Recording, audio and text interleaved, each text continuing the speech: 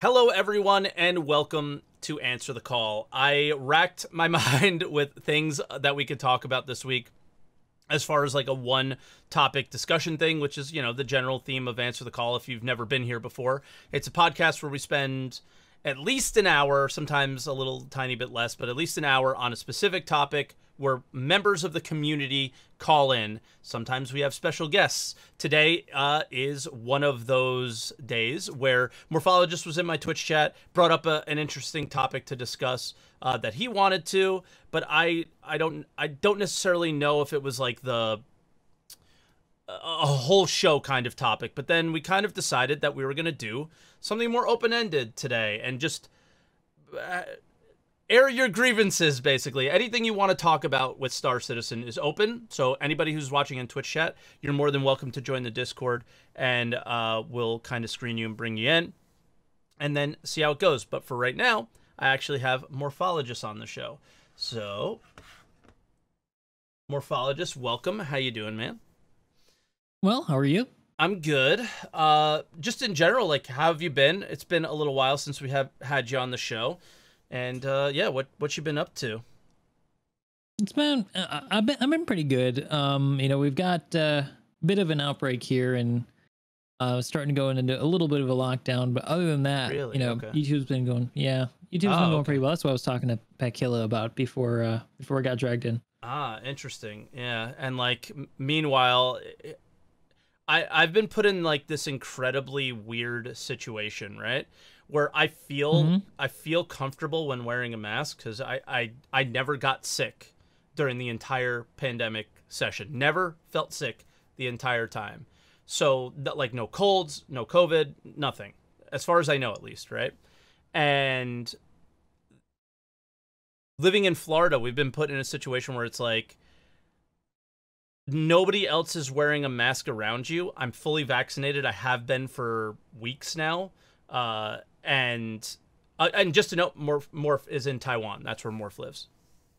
So, yeah, like I had to debate because my job said no players that come into the casino have to wear a mask. If they're comfortable, they can. And if anybody gives them a hard time, we're not going to allow that to happen. But, it's not required. And I would say it was about 50-50, and it was all walks of life. People that I absolutely thought were like gun-toting, good old Americans, like I thought they would never be wearing the mask. They're wearing the mask, right? And then some people who I would have thought never like would wear the mask are not wearing it. So it's just like it was like completely 50-50, men, women, black, white, like all sorts of walks of life. It didn't matter. It was like 50-50. And then a week later, they were like, employees are no longer required to wear them. And it was like, well, what am I going to do?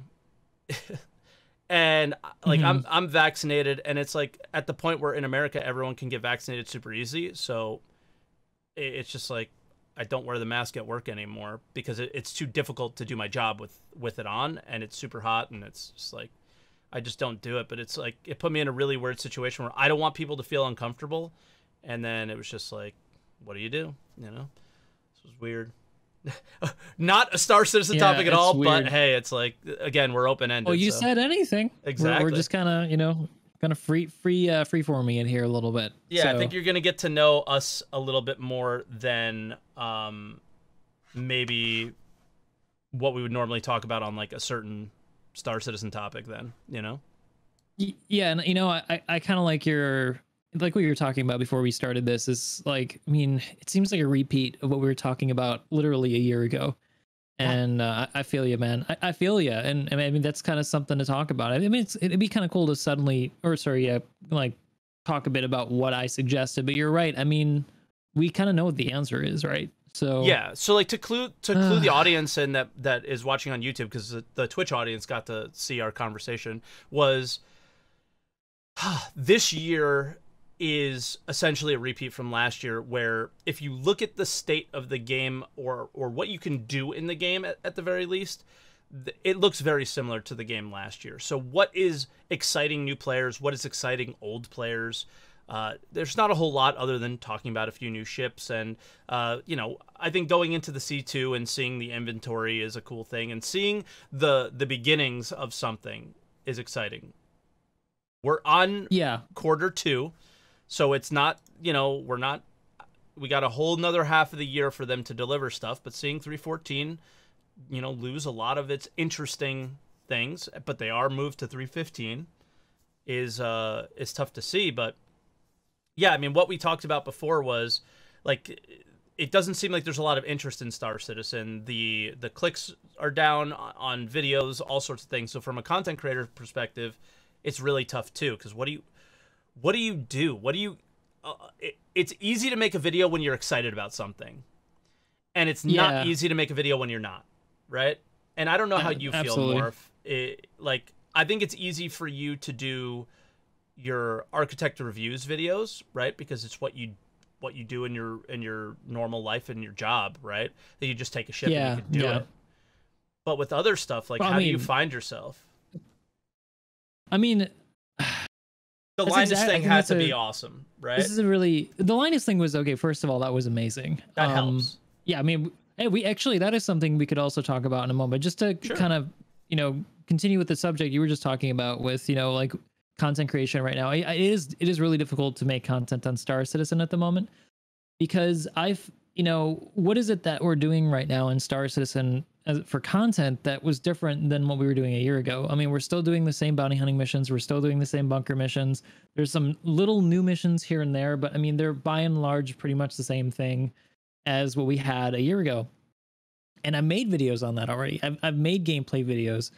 So what I'm left with is like these review videos, which are fun and interesting for me to do, but ultimately it's like those videos only survive on the interest of Star Citizen as a whole, at least in part, because you can see the numbers for my architect reviews videos haven't been quite as good as they were a year ago. And they were pretty consistent since I started them like 3 years ago. Yeah. But just this past year, since, you know, since there was no CitizenCon this year, my numbers feel like they've been going down. But it's not just the numbers. It's also like the community. So I've got a pretty big community called Armco, and we got like 27,000 members or something. Not all of them play Star Citizen, but a good amount of them actually play Star Citizen. We about 1,000 people in our org.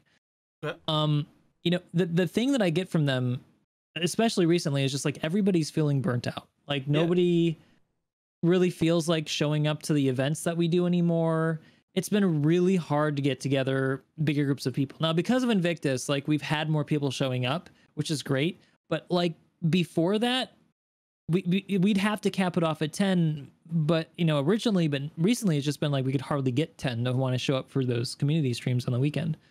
Yeah, I mean, I struggle with that stuff too. And like we every Saturday, like same thing, we wanted to get together and do things, and it got to the point where you can't force or ask people to play a game they don't want to play, and the reasons they don't want to play it are like totally valid. And I don't think anybody, oh man, I don't know, it's just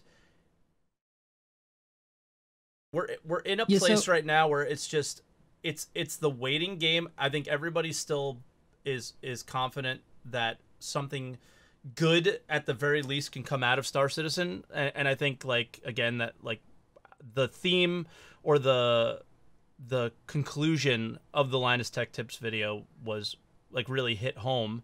Was this can either be a flop, which it could be, or it could be the greatest game ever. And I think we're all still hanging around, not necessarily waiting for it to be the greatest game ever, but to get a little taste of it every now and again, right? And because like the whole year I haven't really gotten that taste, it's been tough. But in previous years, there was always a little bit of that taste, you know? But the one thing I was going to ask you is more from like a content creator to content creator is, do you look at your numbers a lot, and do you find that they change your, do you, like, I don't know, do you get not upset, but do they change your level of excitement when the people who are enjoying your content are less excited about it, I guess? Oh, obviously, it's not necessarily your content, right?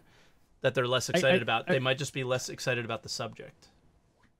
I think they're less excited about the subject, but it absolutely is deflating. Like when you spend like a week on a video and then it gets like a quarter of the views that you used to. It feels a little bit like, you know, you're failing as a YouTuber. You're not growing anymore. Yeah. So yeah, you know, it is. But It you does know that's affect not me. you failing, right? Yeah, and it ultimately comes down to, like, I know that it's not Yeah. probably me. It's in large part due to Star Citizen. Like I could probably keep reinventing myself to improve as a YouTuber. I think all YouTubers should do that. But Yeah. like, yeah, I feel like, as I said, you know, talking about with my community, it feels like, you know, when I talk to people in the community, that people just aren't as interested as they were before. And another example is, like, I have a friend called his name is Captain Shack. He's got a big channel, XP Gamers. I think he's like 500,000 subscribers. We used to do a lot more content together, him and Wasted Space and I.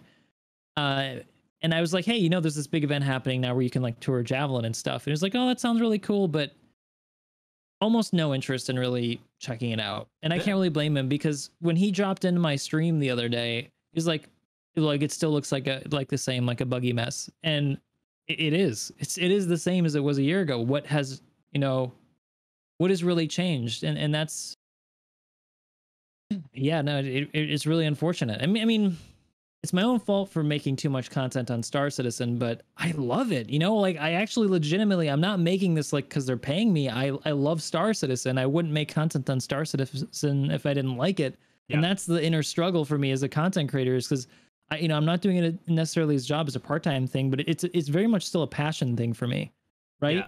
So I think that's what it's hard to change gears. Yeah, and I think that's what people need to probably understand from this conversation and talking when we mention numbers is I don't think Morph and I both have full-time. Mine's more of a part-time, but Morph and I both have full-time jobs, and I don't think we would do this if we didn't enjoy it. And it's not necessarily when we're looking at the numbers, I don't think we're necessarily looking at the numbers of financial gain that we're getting out of these things. It's the right. the interest, and like every time you see a video, and YouTube does this thing, dude, it's super amazing and super annoying at the same time. The ranking of your video each month, and you look at when your thing hits number 1, it feels good, right? And when it's number 10, yeah, because it's 10 out of 10, there's 10 of them, it feels bad, right? So when you see a video that's doing average, like, it doesn't make you feel anything. When you see one at number 1, it's like, wow, people are really enjoying the video, and that makes you feel like the work that I put in was worth it. And I know you put a lot more time and effort into the videos than I do. Most of my videos are this, which is done live and just pre-recorded, thrown back up, or my one like weekly news video. You know, something like my mining guide was a video that I spent a lot of time on, and people enjoy that, and I'm proud of it. But that's kind of where we're coming from. So I want people to understand that I think we would do this regardless of the financial gain that exists in there. So like, yeah, I just want to make sure people understand that part. Is there was a quote that I saw, and I've been preaching it all week, that if you wouldn't do something for free, don't do it for money. In the sense of like, you know, and I did this for free at the beginning, and it just happens to make money while still doing it for free now. You know what I mean? And it's not something that I ever would want to stop. But you mentioned like it's my fault for making too many Star Citizen videos.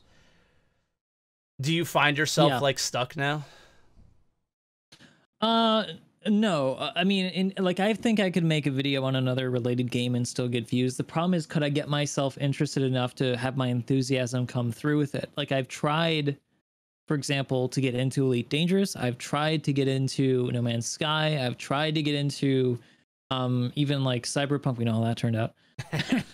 Even a Dual Universe. Like, I've tried all these games. People like games that everybody compares Star Citizen to.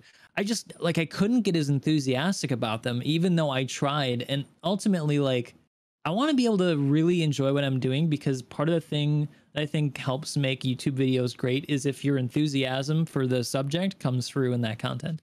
If it looks like you're just like, you know, kind of drone on about the subject, I mean, personally, I don't like watching that kind of person, you know? Yeah. So... And I feel like at times I am that person, and it's super annoying to feel that way. But then, like, my enthusiasm is a different type of enthusiasm sometimes. Like, I just want this to be so... I know this could be better. And I just am trying to hold them to a standard that honestly, in some of their like more marketing like material and even like ISC and SCL, that's the standard they seem to hold themselves to. But then the game doesn't necessarily make it there all the time. And I understand that's game development, blah blah blah blah blah. You know, but yeah. So like my passion is still there, and to be honest, I feel like it's stronger than ever, and I can't believe it is. After the year that we've had, and I'm pretty sure I made a video saying this will not be the year for Star Citizen, and that was to set like this video was for nobody else but myself, to set the expectations of like, do not get excited about this year, right? And this was kind of the positive twist that we're going to put on the sort of negative start that we've had to the show, is that we all know why this year isn't good, right? It's because no server meshing yet, no iCache, no Gen 12 renderer just yet. Like, all these things are in motion and on their way and in progress in some extent. And we all know that the things that we want out of the game, from just if we never made content for it and as content creators, are all in some level or shape in progress, but it's just they can't happen until this tech happens, and that's the most unfortunate thing. We know that, and we know that, yeah. And it's like we're sitting here and we're kind of bummed out, but we just know that we have to wait, but we don't want to wait, right? And it's because we're excited about the project and because we like the game, you know. And and I think it makes it especially hard for us as content creators to be so involved in the game on a week-to-week basis, because it's like watching paint dry for us, because we see, especially as of late, these past 2 years have been just, I mean, I shouldn't say past years, past year. This specifically past year, since the last Invictus has been pretty stale. And that's actually what I wanted to talk about a little bit next with it. Going on to kind of shifting a little bit, because we talked about the lack of interest. We talked about the Invictus. Okay, this is the part that I'm not sure did we mention this already? The monthly funding, not yet, this month for Invictus being lower than last year's. All right, so just to real quickly show you, because I've got actually up on here. Oh, look! Can you see that? Yeah, I got it up. Let me zoom in on that so you can see that a little bit bigger. So you can see right now, like, the Invictus is this purple. It's not, like, this whole year hasn't been that great so far. And Invictus is showing to be like 40% lower than last year, but they could pick up at the end. We don't know. Like, maybe they sell a bunch of Krakens, who knows? But it does just seem like, generally speaking, that the interest in Star Citizen this year hasn't been that great. And I think it comes down to, what's the actual new player experience for players coming back? Like my friend, who I wanted to come join me in the game, because he's my friend. I really wanted to show him like I'm really excited about this project. Here's some cool stuff. But to him, it's like, what's actually changed? So we've like looking at like the roadmap. I went through this just a little bit ago, thinking about what's different here. Like, what has significantly changed from last May to this May?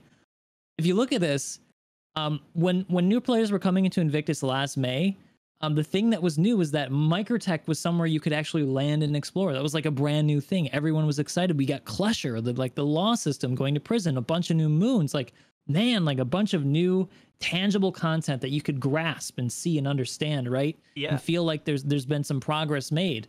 But then you look at 310, 311, 312, 313, you go through them. I mean, they're all minor little improvements. Low-hanging fruit, right? Just grabbing on little low-hanging fruit things. And these are all really important things. I don't want to diminish the hard work of CIG.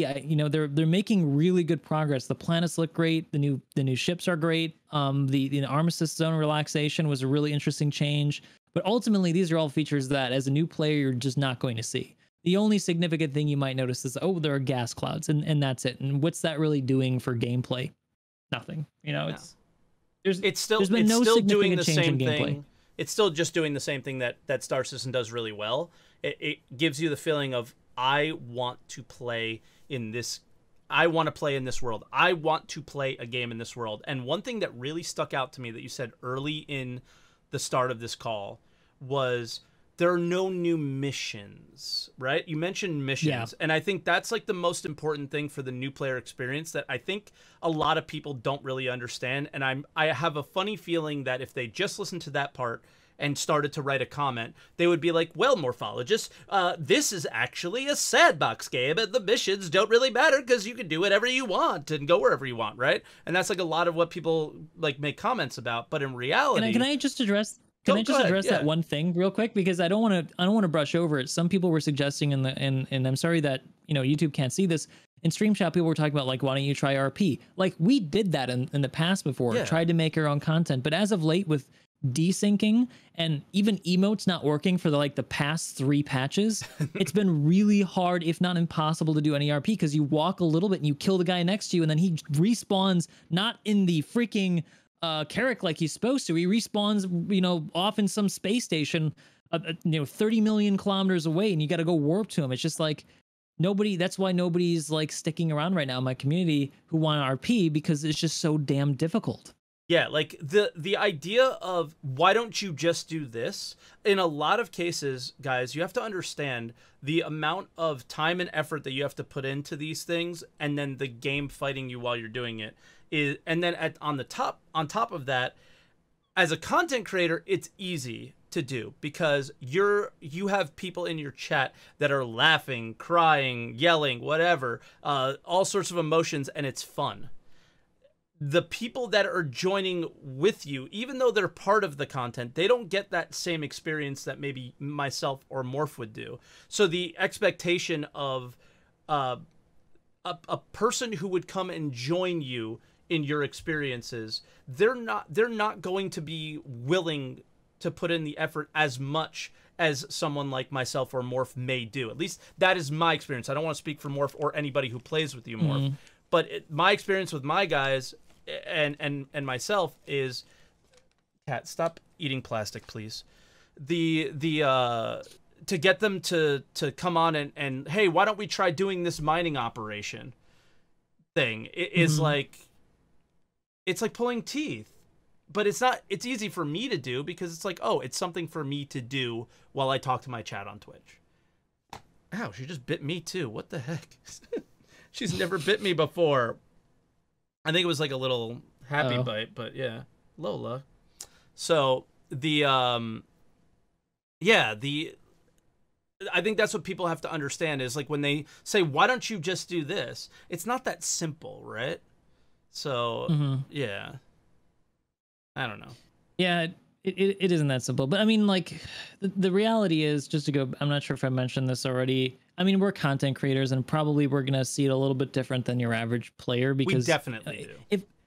If I didn't make content on Star Citizen, I'd be perfectly happy with the state of the game right now, because I'd be like, you know what? I'm just going to go play something else. Exactly. I have no obligation or desire to stick around if I don't have to.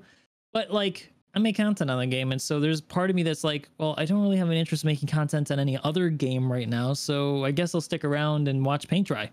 The thing about that is anybody who watches that is not a content creator or is not a content creator for this game, they don't care about our problems when it comes to no, this.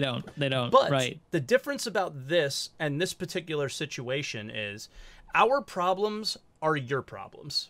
They're the same. Ultimately. Right? Ultimately, they're the same. It's been from May to May where the game really has not changed significantly. And the difference with this game, and I think a lot of other games, is, for me, and I hear this from a lot of people in Twitch chat and on YouTube, is this game has ruined every other game that I've ever played because nothing compares to it. And this is something that you talked about a little bit too, Morph, before we started the show, is nobody is making a game like Star Citizen, and Morph said nobody's willing to make a game like Star Citizen because it's just too hard. And that's why this is something that when you go to try to play another game that other people enjoy, I have a hard time enjoying it. And I feel like other players are in the same boat as we are.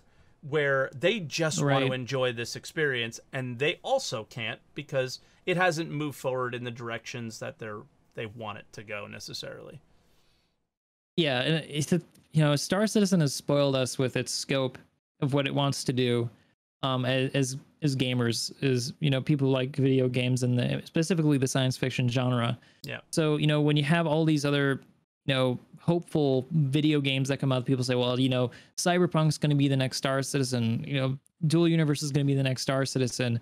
No Man's Sky is going to be the next Star Citizen. It's always, without fail, every single one of them falls short in some way, in some major way. Yeah. And it's not just, I also think about it. You can see like the interest in those games drop off a cliff after it comes out, and people realize, that they were ascribing way too much to that game when its scope was far more limited than they, I think, understood that it had, versus a game like Star Citizen. So, and yeah, so like not everybody's looking for something a little bit different. Everybody's looking at, so I mean, it's hard to say like, oh, everybody's gonna say Star Citizen is good, or and like No Man's Sky is bad. All I'm saying is, for me, for what I'm looking for out of my space science fiction MMO, the only game that gives me my fix even remotely is Star Citizen. Yeah, and agreed. Sadly, no other game has. So not yet, anyway. I hope there will be, but. Well, I hope it's this one. For the I amount hope of it's time, this one too. No, for the amount of time we put really, in, but yeah. For the amount of time we put in, but generally, like, so I don't want to confuse. This is another thing. I don't want to like confuse, like disappointment with a lack of faith. Yeah. Because I'm still very excited about Star Citizen, and I still believe that they can pull it off, in at least in some form. I'm not like, oh, woe is me, it's the end of the world, and the game's gonna crash and burn now. I don't believe that. That's just nonsense. But I am disappointed, with the roadmap this year and everything since 3.9. Yeah. Like, I don't think, yeah, I just don't want people to think that this is like just a sitting here like complaining session, because again, it's not. And it's not a situation where the situation that we're in is very different from them. And there's nothing wrong with being disappointed in the state of the progress this year. I think this year, my expectations were, okay, I don't expect server meshing. I don't expect these massive, amazing updates for, I have to move this piece of plastic, because she's being, I don't know her obsession with biting plastic bags, but it's ridiculous. Like, my expectations were, okay, this is not going to be a great year, but we're going to see a lot of little steps forward towards the actual like gameplay elements. I saw the inventory system and things like that. Like, so you can start to see the branches going out of the actual trunk of, yes, the trunk of the Star Citizen tree is like the scope, the planet tech, right? And then the branches, I was hoping to start to see branch out this year just a little bit, like little buds, if anything, right? And unfortunately, the tree didn't really start to bud yet for whatever reasons. And yeah, it's disappointing. That doesn't mean that Morphologis is giving up on the game. You do sound pretty defeated, I'm not gonna lie. But it's defeating, It is. It's a bit. They're looking at the 314 roadmap, man. I mean, here's the thing, though. Okay, first off, people are like, but capacitors will save us, and that's like pure copium at the moment, because it's still tentative on the roadmap. So hold your horses there. Here's the way I look at it. Right, here's the way I look at it. Ultimately, it's like modifying and iterating on an existing tool that we have in the game, and what we don't need are like changes to the tools we have. We need more tools. We need more things to do. And we also unfortunately, need like to the changing tools, but yeah. I mean, we do. Like it's a good thing. Ultimately, it'll change up combat, but ultimately, like, what's the combat for? What are the stakes? Are we holding any territory? Is there is it creating any sort of nexus of PvP? No, it's not. Like that. None of that stuff that we've been griping about has changed in any significant way with these changes. I mean, yes, they're going to improve combat, probably, maybe, hopefully. But yeah, ultimately, this is still a maybe. We don't know. That impactful. Yeah, Yeah. we don't know. Like it's all we don't know, and I know for sure that it's not going to fix the Nexus of PvP issue. It's No. not going to fix 50 players on a server. It's not going to fix the desyncing issue. No. Maybe it'll even make it worse. Yeah, So it could. More things for the server to track and figure out. Who knows? I guess we'll be shooting less, is what it seems like. But I don't know, man. It's like that's really the only thing on the roadmap, and at the very least, it will be nice to dive into that, and hopefully it's a significant enough change that there's some time where we can kind of learn the new system and get a feel for it, and that will hopefully lead into close enough to 3.15 where hopefully that stuff makes it in, because it sounds like they just needed a little bit more polish, which was something similar to the missile operator mode that we will be getting in 3.14. So yeah, and that will like significantly alter multi-crew combat in some way. That being able to have a co-pilot actually use the co-pilot seat, I mean, that's great, but still, like, what do you do with your co-pilot? Like, those things still just what do you don't do exist. exactly? Yeah, and that's like we'll have fun with it for a couple weeks, and then we'll be back to like, well, what are the other missions that we can do? So yeah. But so anyway, what's your plan going forward then? Because obviously we're still obviously positive and all that stuff. So what are you gonna do forward? I am. It doesn't sound like it from this first part of the conversation. Yeah, no, listen, we're too. disappointed. Okay, we all saw 3.13 and was like, yo, this is going to be an off patch, right? It's going to be an off patch, whatever. But 3.14 looks good, right? So then when you see the roadmap, man, just got to get through. Yeah. So what? Yeah, you just got to get through 3.13. And when they pulled all the stuff out of 3.14, that is the air that is taken out of us right now. We are an empty balloon. How do you plan on filling your balloon back up over the next 6 months? Well, I mean, I'm gonna keep making I'm gonna keep making content for Star Citizen. I've got a couple ideas. Like I got the new VKB gladiators. I'll make a video about that, talk a bit more about tech stuff. I actually have been really getting into that. I mean, I've been contacted more and more by peripheral companies, like another chair company reached out to me. I have no interest in their chairs, but like it's kind of a cool door to open as a YouTuber to like talk about that, because I've always been interested in tech Nubifier stuff. So started going that way, like that. I think that's what started happening in Nubit. He was like, this is a good avenue to go in. So yeah, and Monster Tech's been really good to me too. They make really good quality products, and I can actually stand by them without feeling like being icky. So that's great. And I hope I never get in a situation where, that's the thing I'm worried about, is getting in a situation where I agree to do something and it sucks, and I'm like, oh shit, I guess I have to say it sucks and ruin any other future possibility of working with these people. But yeah, so but yeah, other than that, I there's going to be other stuff that I'm sure is going to come out that they're holding back. They always hold stuff back. They're going to add more stuff to 3.14. You can see things in the progress tracker that are like being done before 3.14. So I'm sure the roadmap's going to fill out just a little bit before we actually get there. So there's that as well to talk about. I mean, there's always something to talk about. Yeah. And the stuff that Tony Z was talking about, to segue into that a little, was also really, really exciting and interesting. And his talk was phenomenal. So I mean, there's definitely stuff to look forward to. So I'm still excited. I'm still ready to make some more content, but it is definitely harder. I spend a lot more time now racking my brain, like, oh shit, another week's coming by. Time to post a video, or the algorithms are gonna kill me. What am I to do? Yeah, well, being a slave to the YouTube algorithm is a whole another fun thing, right? Like, yeah, like if you don't post a video for a month, you can just get destroyed. You guys remember UFD Tech? I don't know if anybody watched him. The South African tech YouTuber. Yeah, like he had to like move, right? Something happened to him. Yeah, for his kid. Post. Yeah. And the community was really, really supportive and stuff, but his pause of not making content completely killed him in the algorithms. Like, his channel is, I'm sorry to say, dead. He gets like 6,000 views per video now. It sucks so bad too, because he's such a good guy and he totally deserves the views. He works hard. Yep. But it's tough, man. It's a tough world out there when you're trying to make your video pop up in the literally billions of videos being posted. And that is the beauty of Twitch. Like, Twitch has a lot of problems. Twitch has a lot of problems, discovery, all that jazz. But the fact that Twitch doesn't have good discovery, it's the beauty of Twitch. You have your schedule, people know to be there, they come by, they hang out, and it's a similar experience every time. Whereas the ups and downs of YouTube can be quite tough to deal with. But yeah, but I would say it's also equally a curse though, because although like popularity, you know, is what makes you big on YouTube, ultimately to get there is very difficult.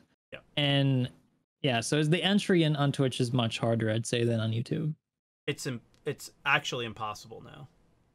Like I think there was too many people. I think there was 6 million people that streamed this year, and there's like 17,000 partners. Yeah, it's ridiculous, man. It's insane. It is. It is. Small fish, big pond.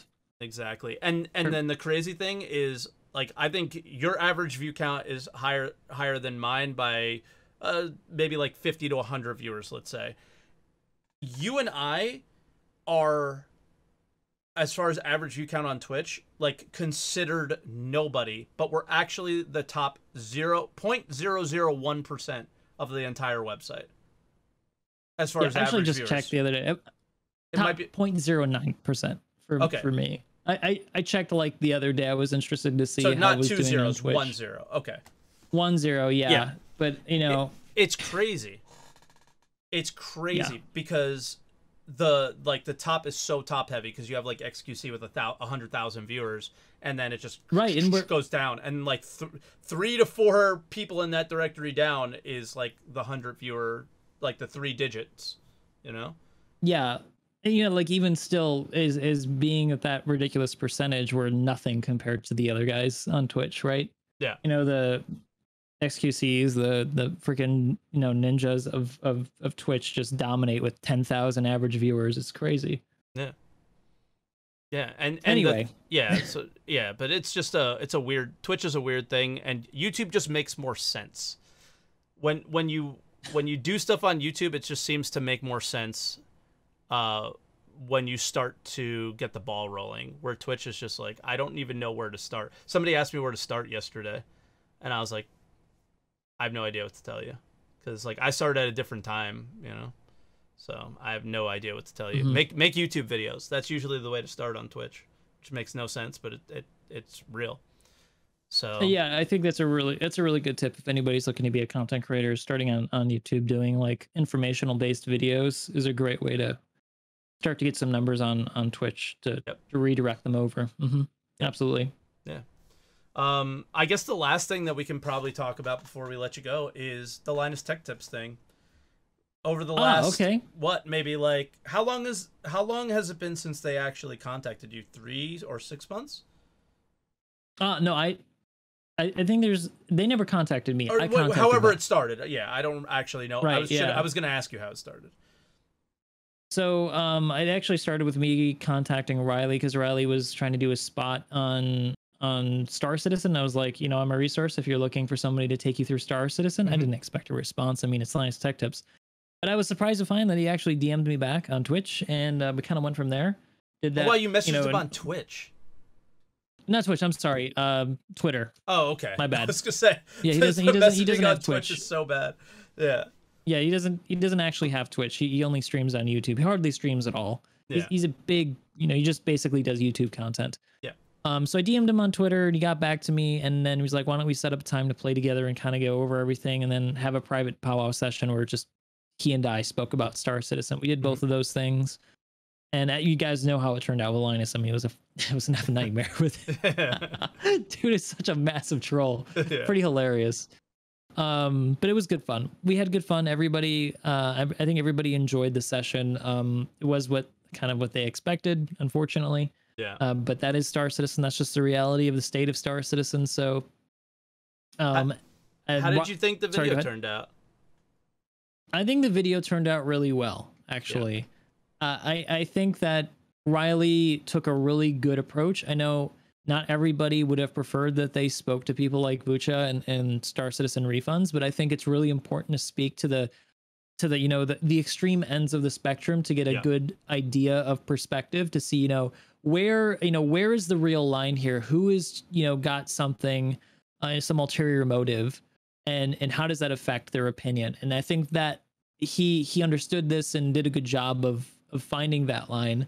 And it was, I think, perfectly right down the middle, very neutral, very honest about Star Citizen's development. Could it be the best video game ever? Yes. Will it be? Who knows? You know, like it's hard to say. It's not been done before. There's a lot of stuff that they've done that's great, but they've got a long way to go.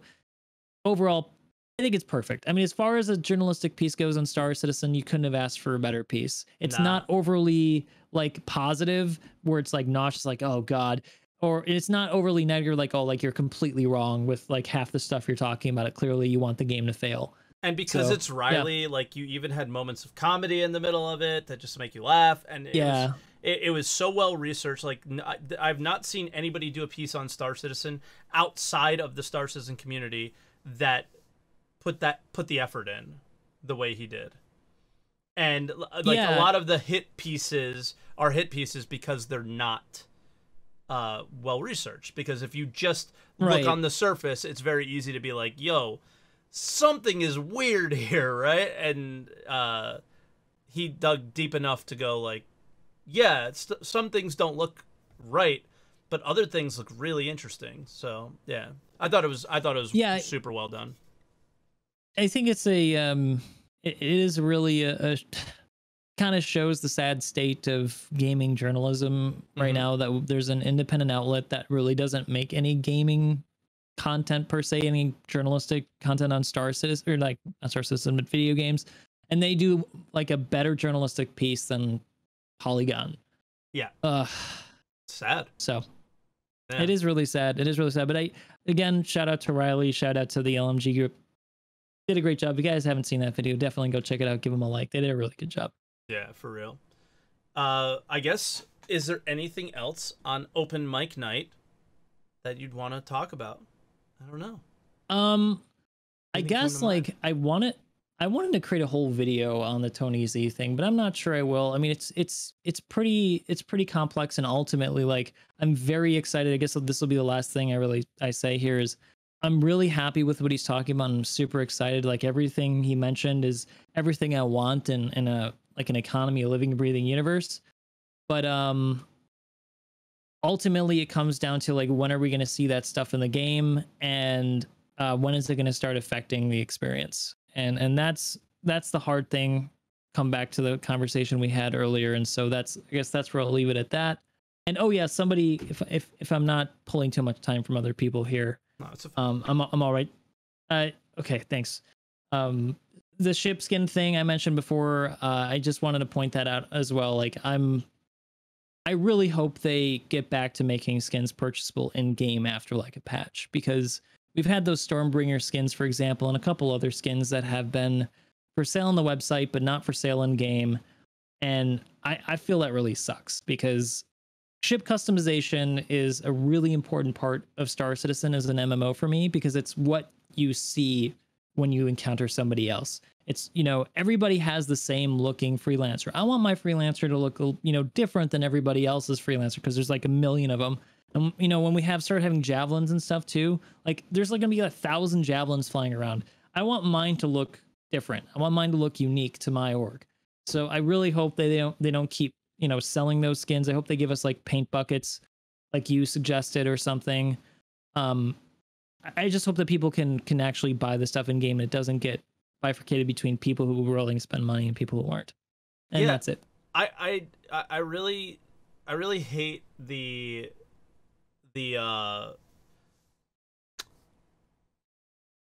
I don't like that CIG is curating what they think looks cool and not letting me decide what I think looks cool.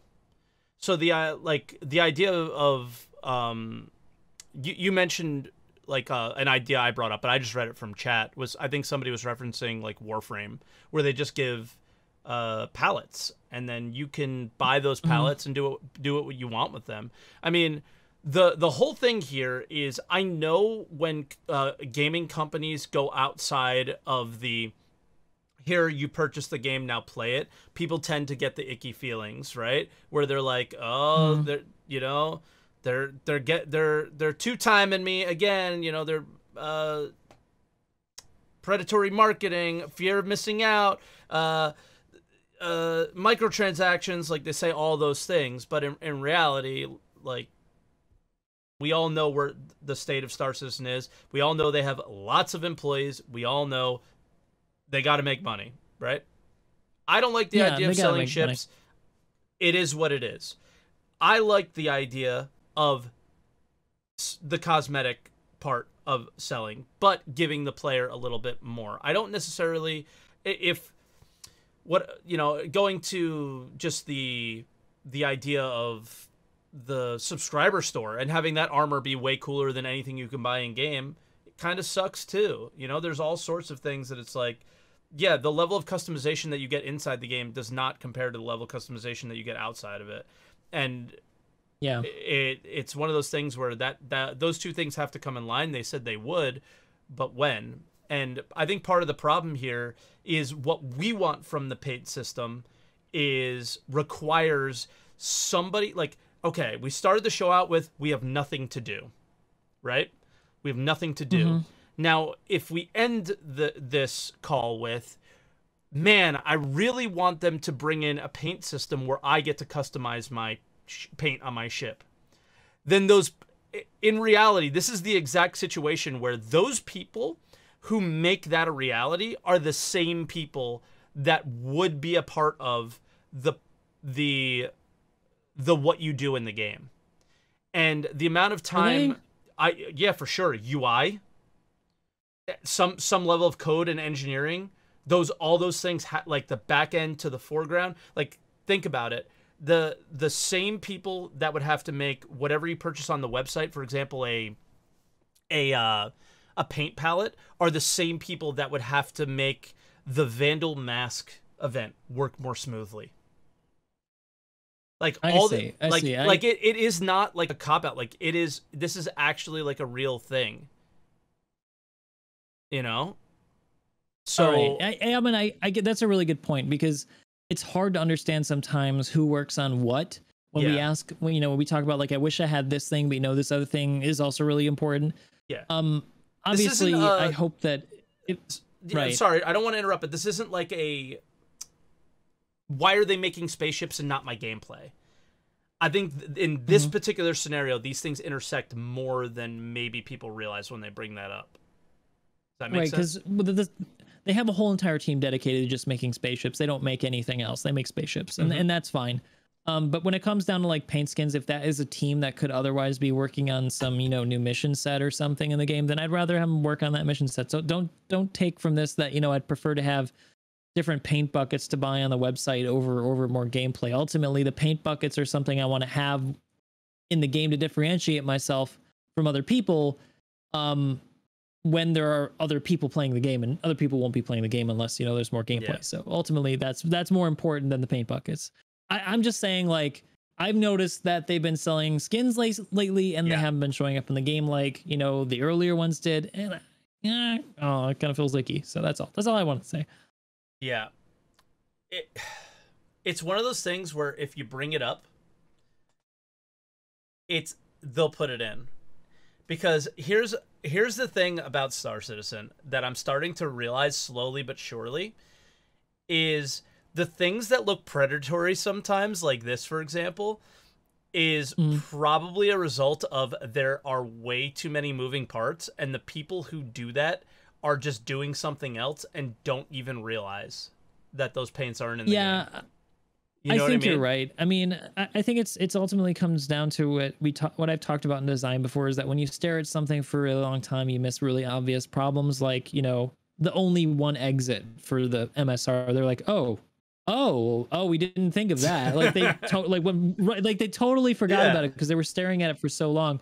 That happens all the time with every sort of like creative company industry that develops anything. So it could just be that, and I think that probably is the case. I honestly do not think I'm 99.9% confident. They're not maliciously doing any of this. It's just they've got other priorities and things happen, and sometimes people read too much into something that they do, and it doesn't mean anything. It's just that they forgot, or they did something of the that time looked bad. Yeah, 99% of the time that's the case.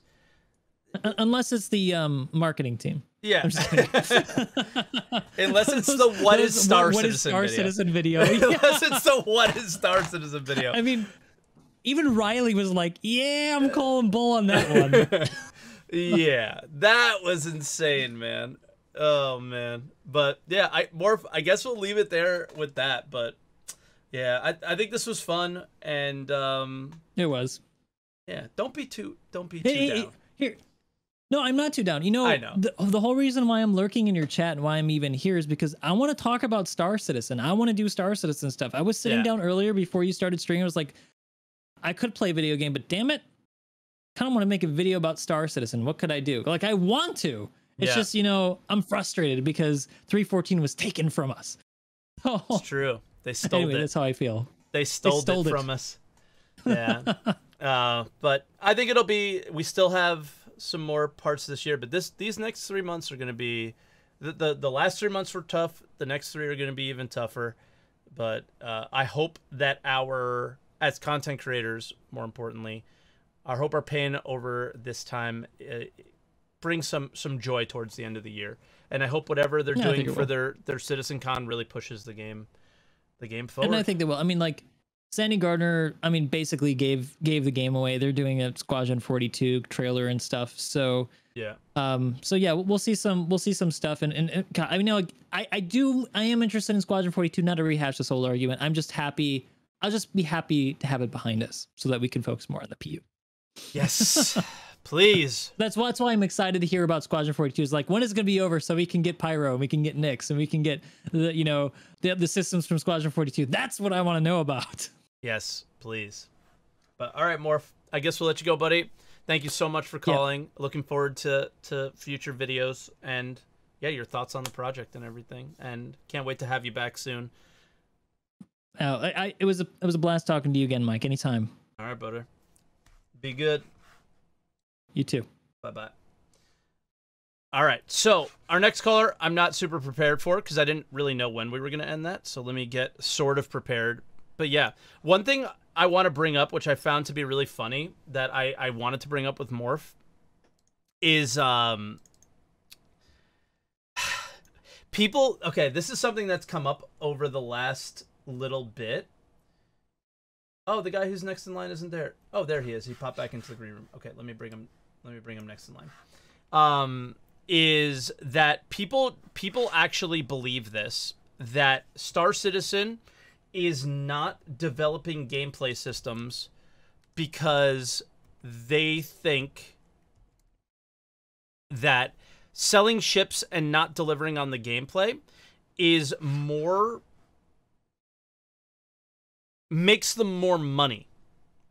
When in reality, I mean, I think that's like the worst take of all time, because in reality, the thing that would make Star Citizen more money is, in the current state that the game is in, of course, is the current system of buying spaceships and then playing a game that has a lot of gameplay and elements of, like, yeah, I want that new spaceship because it is better than the spaceship that I'm using at XYZ thing, and then you going to the website and buying that thing. Like, it promotes more of that level of purchasing and the need to do it, essentially like pay to win, in my mind, than anything. So anybody who thinks that Star Citizen's purposely not making gameplay, I think it's just really stupid. So yeah, like, just really monumentally bad take. I think that if they put more gameplay in the game, it would sell the game to an entire another section of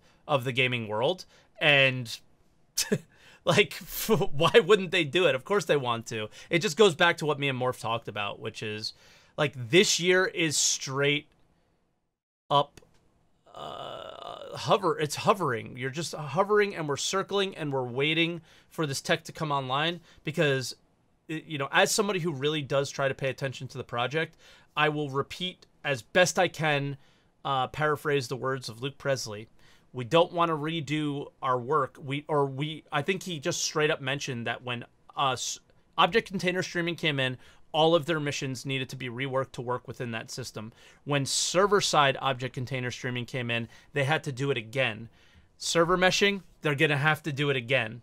So the idea of having to rework all these things and make them fit into the scope of the game, there's a lot, and from former developers from the company, they've expressed a lot of times where they have gone and said, hey, we should fix this thing, and then they're saying, hey, we're not going to fix that thing right now because the fix is planned for later with this system or that system. So we sit here and go, oh, they're so incompetent. Oh, they're so stupid. They don't know what they're doing, blah, blah, blah, blah, blah, all the time when they have the fix there, but it's just not planned until later on. It's just extraordinarily frustrating to be somebody who wants to play the game and not be on that side of the project, right? But we're talking about, in some cases, something that would take 5 minutes to fix that they're just ignoring because they have a later fix for it. It can be frustrating. The priority on the game experience does seem to lack at times, for sure. But all right, enough monologuing. Let's bring in Uri the Smoke. Uri, can you hear me, buddy? Hello, hello. Yo, yo, yo. Hey, I hear you. What's up, man? I'm good, I'm good, I'm good. Seems like the community is going through a lot these days. Yeah, just a little bit.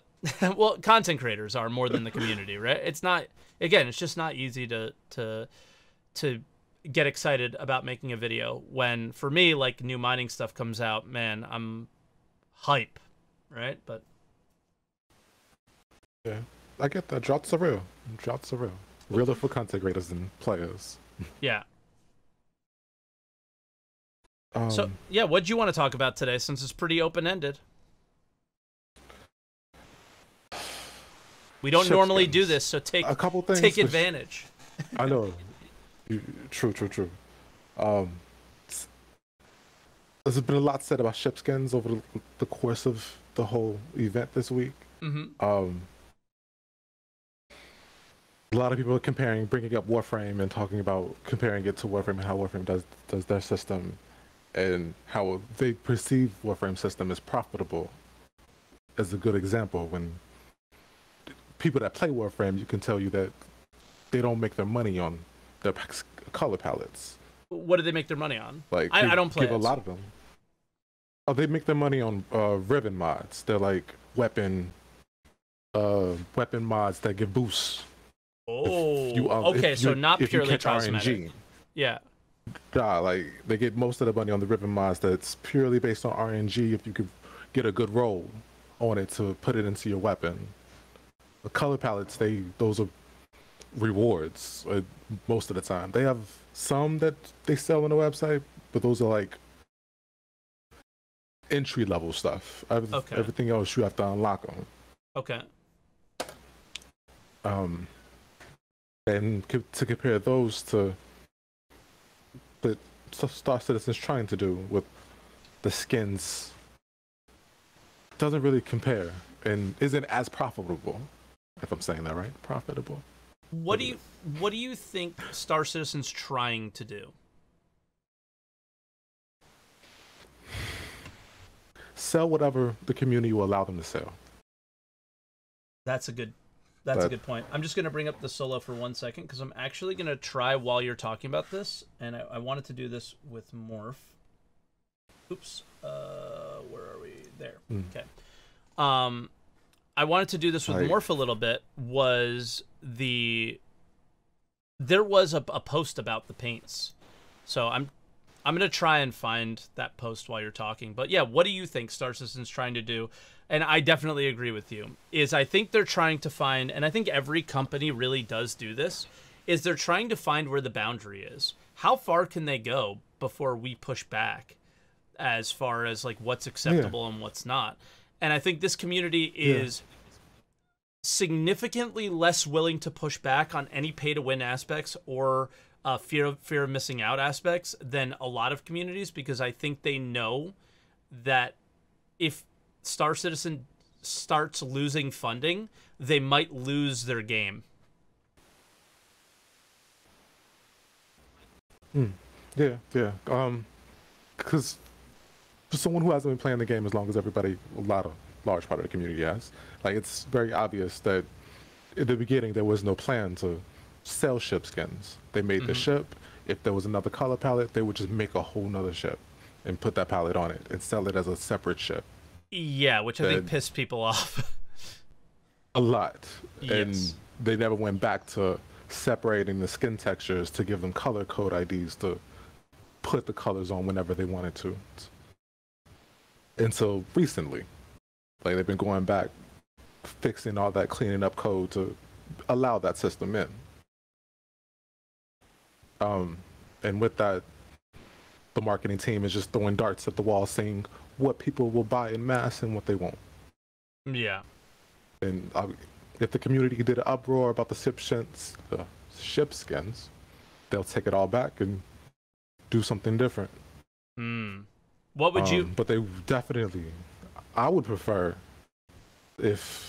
since seeing how expensive the ships are currently, and they're only going to get increase in IRL value as the game gets further in development.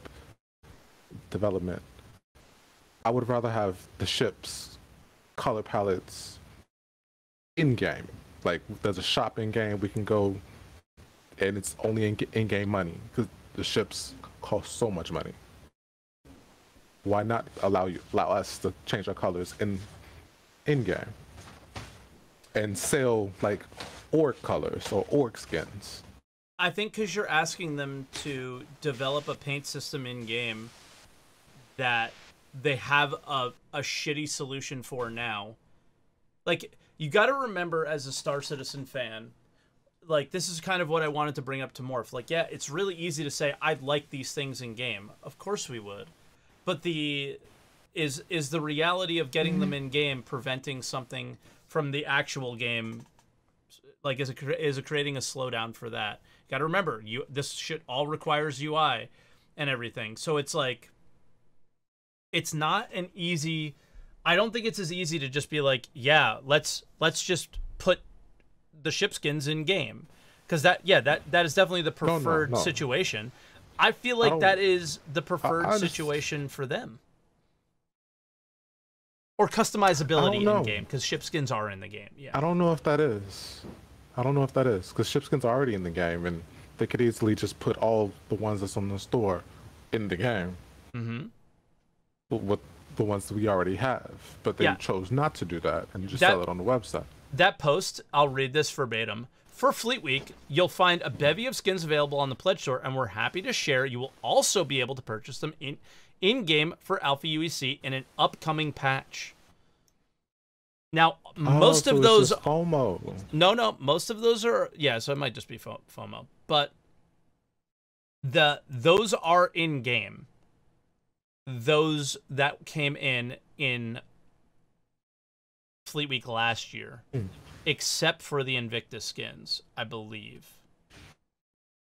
But maybe those are just considered rare. But if they're going to be... So the Invictus skins will never be in-game.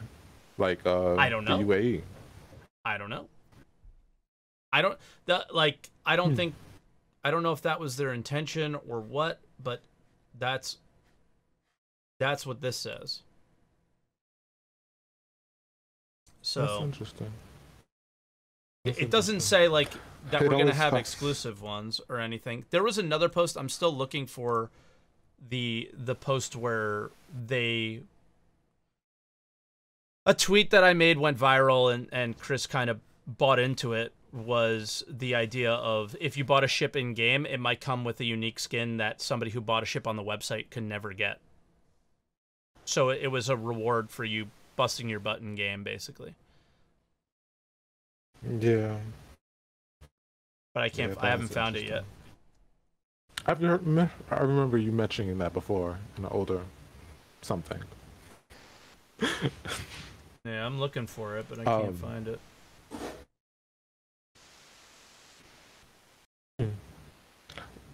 But this is such a touchy. Well, everything involving the marketing team is touchy because they're so cryptic about everything.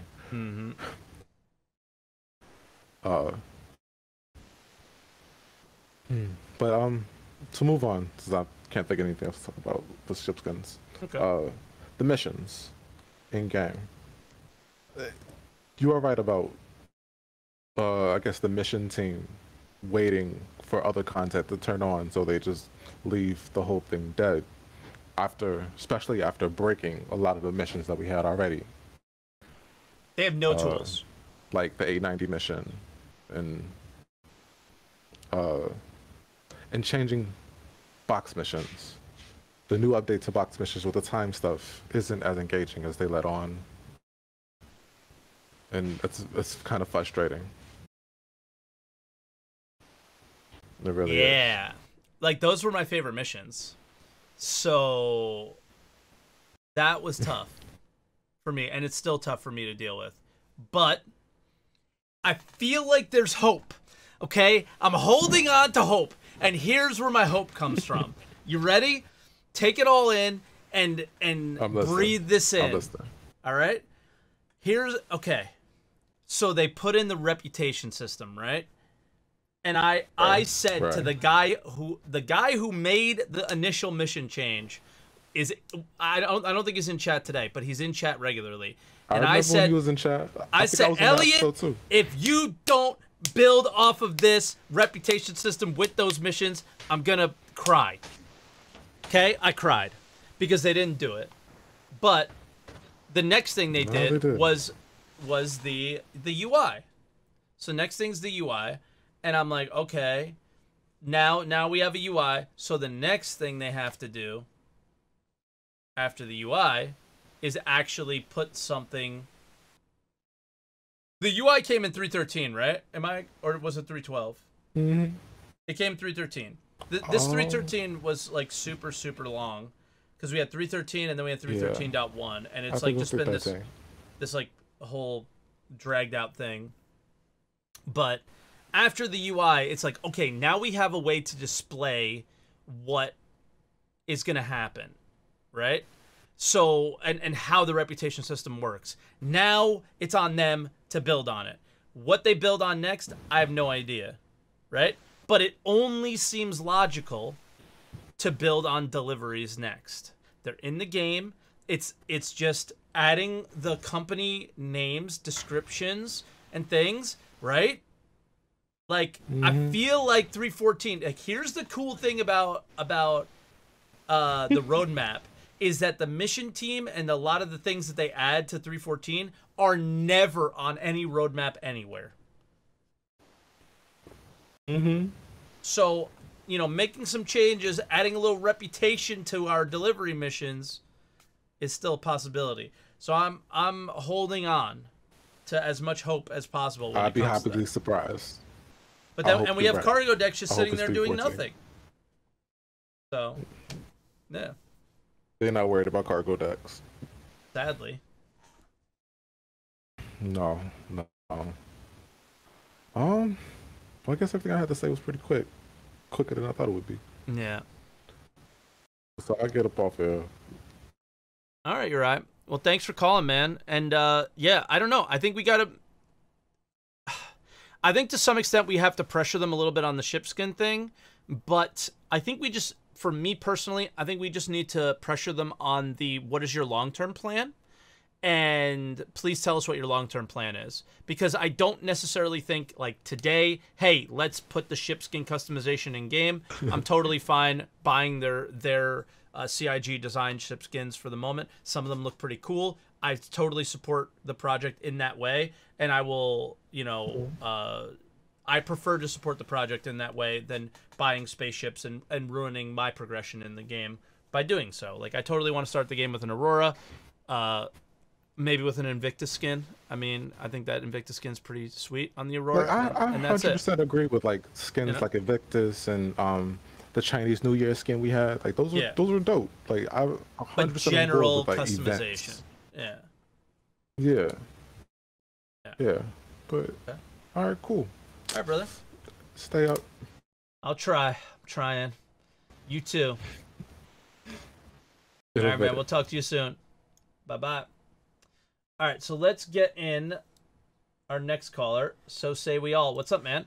Hey, So Say We All, is this your first time calling? I feel like it is. Hey, yes, actually it is. Welcome. How you doing?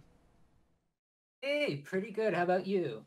I'm okay. So, what do you want to talk about since we're pretty open-ended today?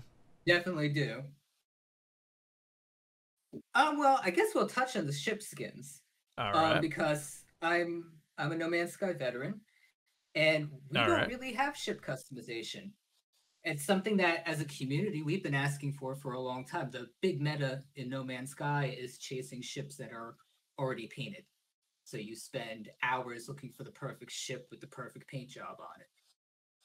I look at the Okay. development stage at you that you guys are in, and I question why we're worrying about ship skins at this point. I mean, I understand you're looking for content as a creator, but I as somebody who's been in a lot of arguably grand scope closed alphas of games that ended up going absolutely nowhere. And the argument that, I see a lot of the time in chat is nobody understands the scope of this. This is the biggest groundbreaking development game. Hey, Nobody's listen, making So a Say game Well, like this. you don't understand game development, okay? I'm kidding. You can't see the smile on my face, but yeah. No, I see the smile. I mean, a lot of people, not a lot of people, but a lot of game companies that have come and wane have tried things this large. And one of the largest problems is scope and deliverables. And I'm scared for the community of Star Citizen in general, because I don't want to see space sims die. And we've had a lot of problems in the last 10 years in terms of games that have over-delivered and disappeared during their development cycle, or have come out a shell of what we wanted. Coming from No Man's Sky specifically, we were given a shell of a game with the hope that it was going to turn around. And we were very fortunate, but we're still not where we want to be 5 years in. We don't have meaningful multiplayer. That is the one thing that That's why I don't game play it. so sorely needs. Yeah, exactly. I jumped in. That's why I a lot jumped of people in. don't play it. Yeah, I jumped in when they were like, "Oh, yeah, there's 32 player servers now." And I was like, "Sweet." So I can have me and 32 of my friends just play No Man's Sky together. No. Party limited by whatever, and it's like these other random people then. So like we couldn't create our own server and enjoy the game essentially, and I was like, "Well, I'm out." Right. And that's where even if you're looking for role play content in Star Citizen, you don't get that because you're on public servers. You run the risk of your role play being interrupted. You have your 30Ks. You have a lot of the bugs, the non-functioning emotes. So even if you're looking to use the base elements of Star Citizen to generate content, it's not working. Yeah. And this is the risk that they ran with open development. Arguably, if I had my perfect idea of what they should be doing, the going dark that No Man's Sky did and coming back 3 months later with a deliverable, something that was engaging enough for the community to use as a base for content and gameplay, in my eyes, would be the smarter move. They're too far along now to do that. they can't do it. And open development... They can't legally do it. They can't legally do it. No, they can't. Yeah. And that's the problem now, because open development has burned through what they could create with the pipelines that they had, and the pipelines that they have aren't complete.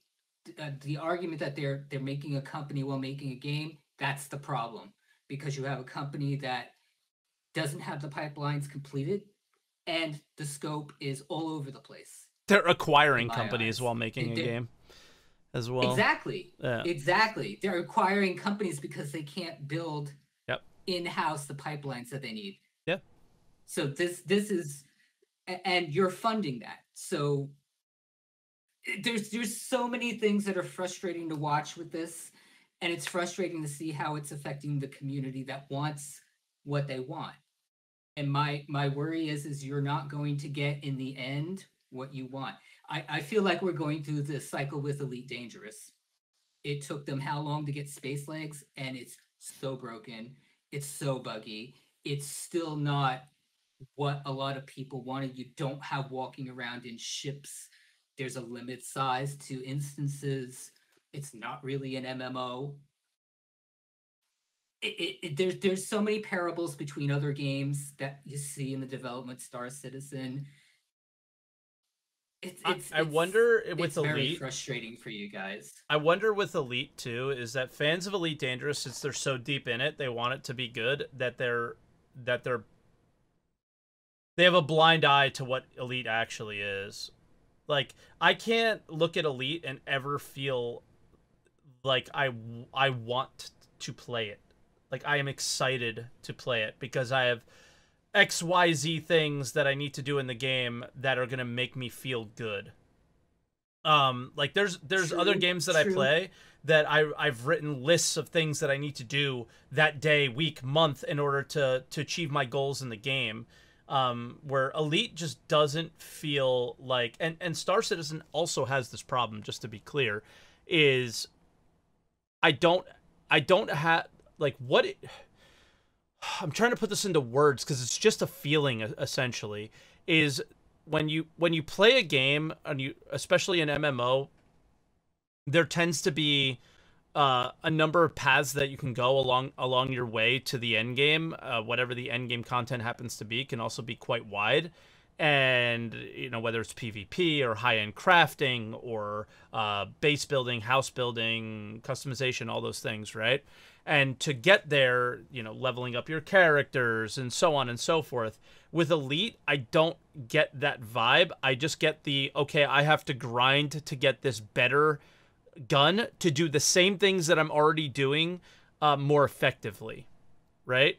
And whereas I feel like a game like No Man's Sky, which I've played very limited capacity, has at least this storyline that you play and this level of customizability where, okay, I have to go grind and get these materials and do these things to build this thing that I was building. Like Star Citizen and Elite Dangerous both lack those at the moment. I think Elite Dangerous will forever lack those items, and Star Citizen lacks them for the moment because we know that they want to allow us to buy things, buy land and build on them and stuff like that. If they actually do deliver on that, I don't know. We'll have to see. Well, see, that's where I think what I'm seeing you brush up against is something that happened in the development of No Man's Sky. Do you want a space sim, or do you want an MMO? Yeah, or do you want to two very different games? How I'm not buying physics? it's a sim either. How fun? But is it a good game? Yeah. Yes. How fun is Newtonian physics? How fun is realistic distance travel without instance travel? How much fun do you get out of a real world sim compared to an MMO? Yeah. MMOs are an entirely different beast. Arguably, the enjoyment that you get, like you say, out of an MMO, the rewards for investing and doing things, arguably you don't get out of a space sim. And that's why I know a lot of people probably will argue that that's not what happened, but part of what changed during No Man's Sky's development was their shift away from a realistic space sim. It wasn't funny. It was a development nightmare. And early alpha testing of that client, feedback was ridiculous. I don't understand planetary orbits. I don't understand why I warp into a system and a planet that was here is no longer here. I can't find anything. The physics don't make sense. It's confusing. Travel doesn't make sense. The time travel. There were so many issues with the idea of a realistic sim that shifting over to a less realistic, arguably more MMO-like game was one of the best things that Hello Games did with No Man's Sky. Sure. Arguably, you have that same problem with Elite. Elite, the distance travel is boring. The limited things that you do in Elite is very boring. There's no chase for really better guns, better ships. I mean, there are chases for those things, but they're like grinding. There's chases, but they're rudimentary and they're boring. Yeah. To be absolutely honest with you. And I was disappointed because I really had hope for Elite, but Elite is crawling towards things, and then they kind of backtrack too, because well, we're giving you space legs, but you're probably never going to get the ability to build or possess a base or an outpost. So then what the hell's the point? Yeah. Why don't you just stick with the elite base game and make it better? Make it more MMO-like. Expand the instances. Do things that at least take that base thing that you're only willing to develop on and make it better and better and better. But it gave you space legs, and then they're telling you, well, that's it. And that's like, this is the thing that gives me hope still in Star Citizen, is you look at all these other projects, and this is what Star Citizen is doing. They are putting in these things at, like, you know, kind of crappy states, and then trying to make them better, better, and better, but not enough. And then it's like people get frustrated because we don't have the things in order to make the MMO exist in the world that they built without this incredibly complicated and difficult to make clearly server meshing technology or whatever on top of the other things that tie into it. But weren't you guys told that server meshing was going to come sooner than later? I mean, Back weren't in 2019? Sure, and weren't you told that you were going to be able to see your friends on No Man's Sky when it first released? Like, true. We've been told a lot of things, but it just comes down to why when you come at me with that, and I'm not getting defensive because I am not in defense of this project. My argument is my problem is No Man's Sky had no excuses because they had their pipelines done. They were an existing company. They had no excuses. CIG, on the other hand, is telling you one thing when they know blatantly that it's not done, it's not ready, the pipeline doesn't exist. So don't tell a community that, hey, you're going to get all these things because we're waiting on this, and this thing is coming very soon. And then that deadline comes and they says, never. Well, here's the thing. Here's the thing. Hold on. The server meshing thing has never been, you are getting this very soon. It has always been, we hope.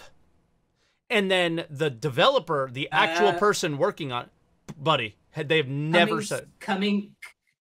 Coming sooner than later isn't hope. Okay. Unless I'm.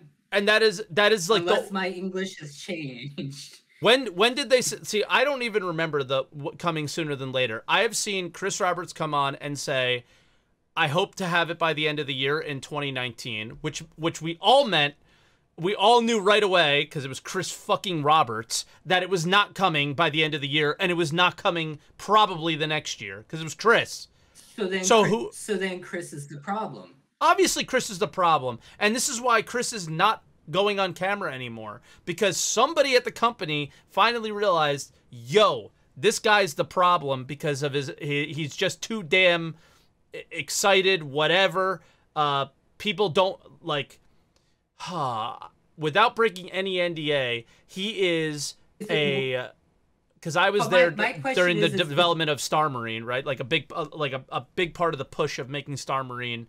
I was not a big part of it, but I was there at the end push of it. Okay, and hold on. Let me finish. Yeah. Because this is about Chris, and like you said, like, so Chris is the problem. He is a part of the problem, but he's not at the same time, okay? He's incredibly, like, hardworking, demanding, and a presence in the room. And I always wonder when Chris... This is not any, like, actual information that I have. I wonder if people are... afraid at times to be like, yo, not gonna happen, because of the, like, kind of aura that he has.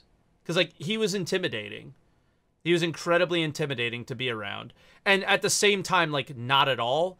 But in the moment of when it was, like, work time, he was incredibly intimidating. So the idea of him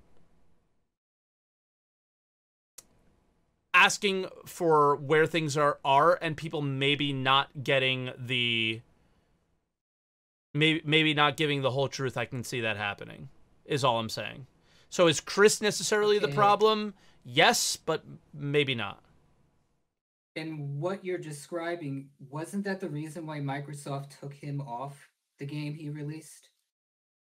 That same issue with Maybe. him Yeah. not willing to draw in scope, not willing to compromise things that he knew could not be done, Sure. was the reason why he was taken off that project. He lost control of the project because of that. Okay. And we're there again. And this time it's worse. It's worse We're not because we're not there because there's everything's nobody right. taking the project away from him. And here's the thing that you need to understand. Right. And Here- that's the problem. That's where this Yes. is even worse. But here's the thing you need to understand is nobody wants Freelancer. Nobody wants No Man's Sky. Nobody wants Elite Dangerous that backed the project. That's the part of the problem here is it's not actually Chris is the problem. It's the community's willingness to just let it go because they want the project. Like, people want him, like somebody in chat said, I want him to be unwavering. I'm not suggesting just let it go and compromise. No.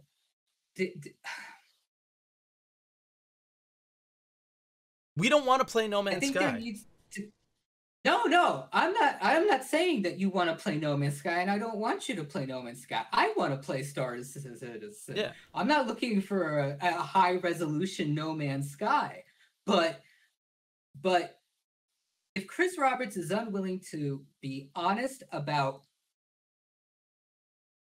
there's going to come a time where the fundraising hits a cap, where he has to actually run a company and provide deliverables, provide Squadron 42, provide Star Citizen as a game, as a functioning game and not an alpha. There needs to come a time where he needs to be clear about what can be delivered with what they have. I'm not saying compromise and draw back and make a shell of the game, but take the focus off of what we have right now. Stop trying to deliver a live service. Stop trying to deliver a single player game and use it as a crutch to say that that's what you can't get stuff delivered to the live service. Pick or choose. Stop can't. For 3 months. Can't. Stop for 3 months. You absolutely could. No. He absolutely could. He cannot. People back these on Kickstarter. They have to do it. You bought into an alpha. You bought into a public-facing alpha. He absolutely can do this. In fact, they've kind of written it into their ELAU over the last year.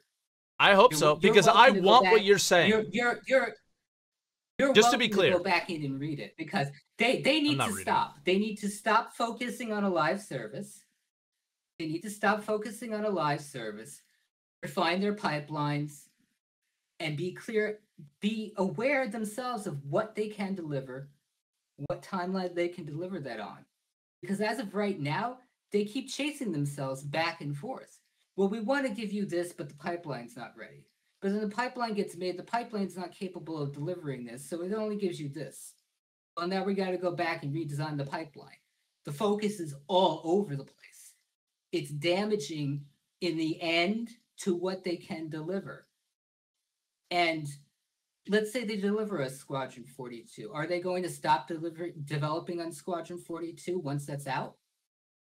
Are they constantly going to give the excuse that, well, we have to go back and make a day one patch for Squadron 42, so now we have to scale back on the roadmap for Star Citizen for another 6 months. There's this push and pull, this yin and yang that's going on. It's hell. It sucks. It's damaging to both things.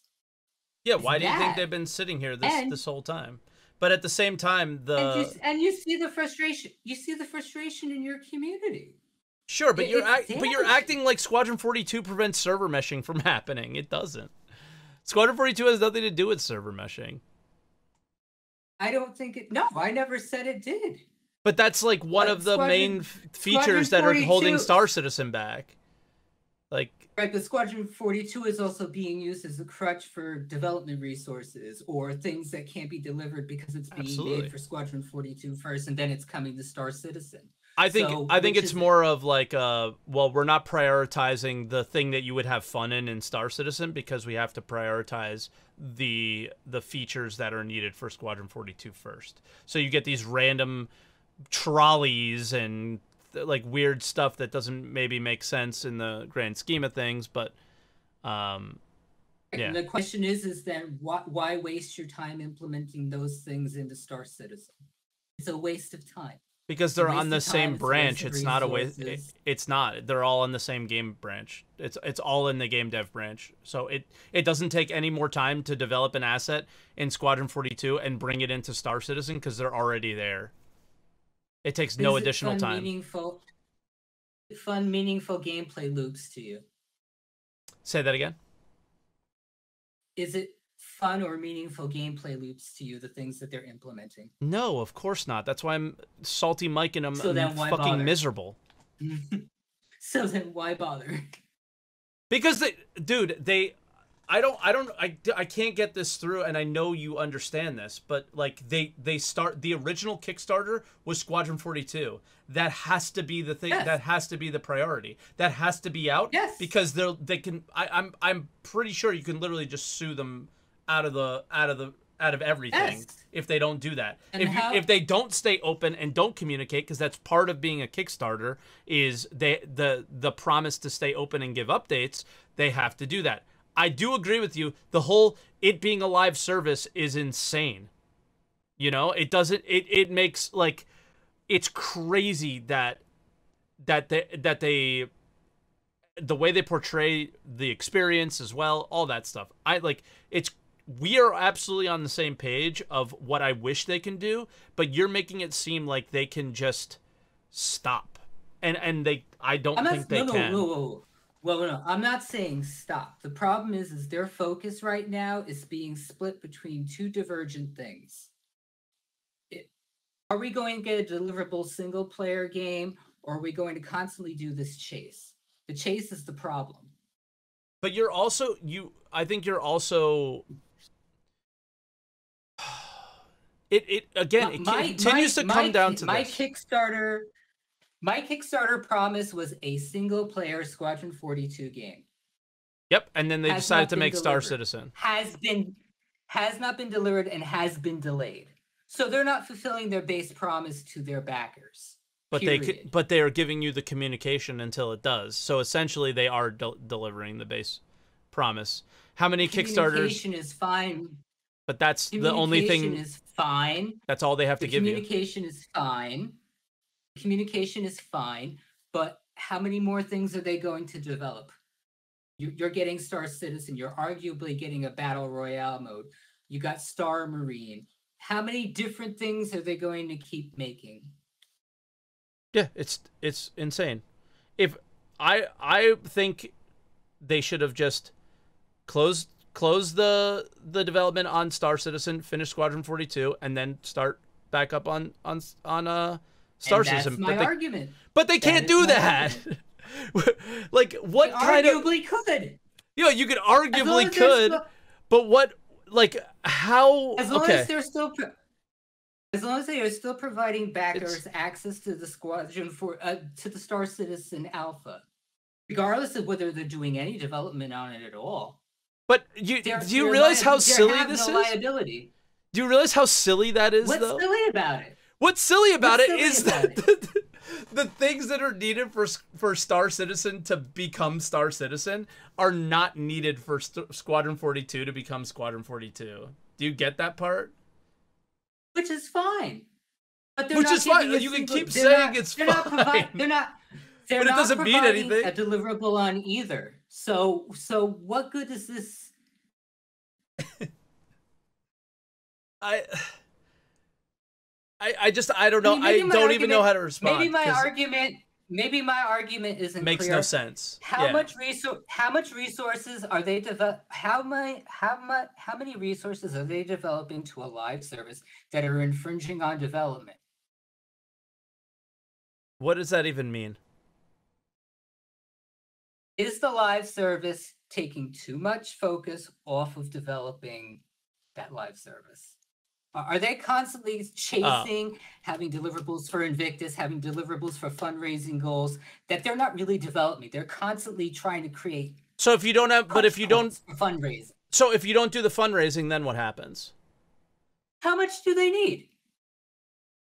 How far is the creep going to go for fundraising? It's not creep for fundraising. 100 million, 900 million. They need whatever they need, dude. Like, this is the thing. Is you, like, you're a No Man's Sky player.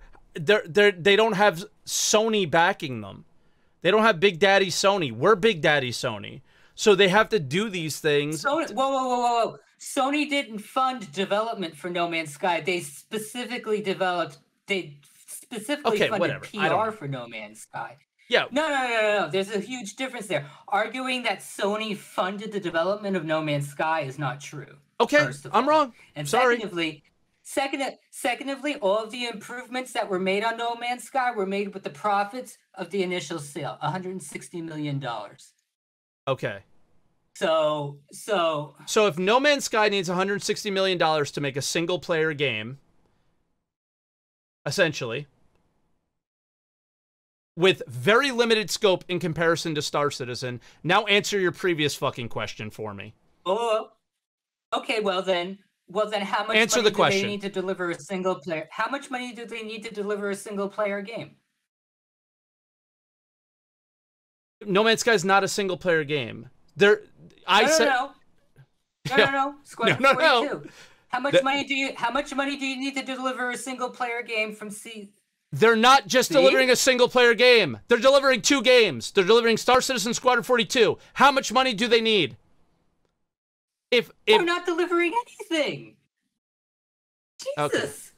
Yes, they are. Yes, they are. They may not have delivered on the promises of everything, but to say that they're not delivering on anything is not true either. It's as false as the statement I made about Sony, because I didn't know. You yourself have said they've delivered a screenshot simulator. Yeah, because that's the experience that I'm having in game. Watching your stream correctly. All right, so then what have they delivered? They've delivered. They've delivered a screenshot simulator. Okay. Okay, we need to stop interrupting each other. This conversation is at the point where it's not a back and forth, it's a yelling over each other. All right, so let's calm down for 1 second. I'm going to speak, and then you're going to speak. And then I'm going to speak, and then you're going to speak. He actually left the call. Are you kidding me? Are you actually kidding me? Okay, well, I'm kind of glad that happened. Because I'm just trying to, like, calm it down, dude. Because he was, like... I was getting over him, and he was getting over me. And maybe he thought that I was, like, telling him he was being immature. But in reality, I think we both were. Okay? But that was just nuts. He's not clueless. He's 100% right. In the sense of, like, I wish this is the way it could be. But with the way it started, this is the way it has to be. Right? Like, I don't get his point, because I don't think you can just... Like, he's living in a dream world of, if Star Citizen is going to get delivered.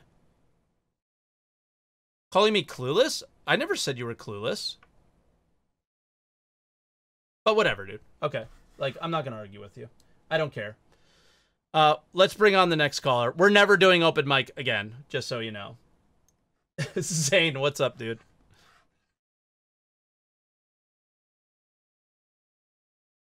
Hey, I'm fine. Do you hear me?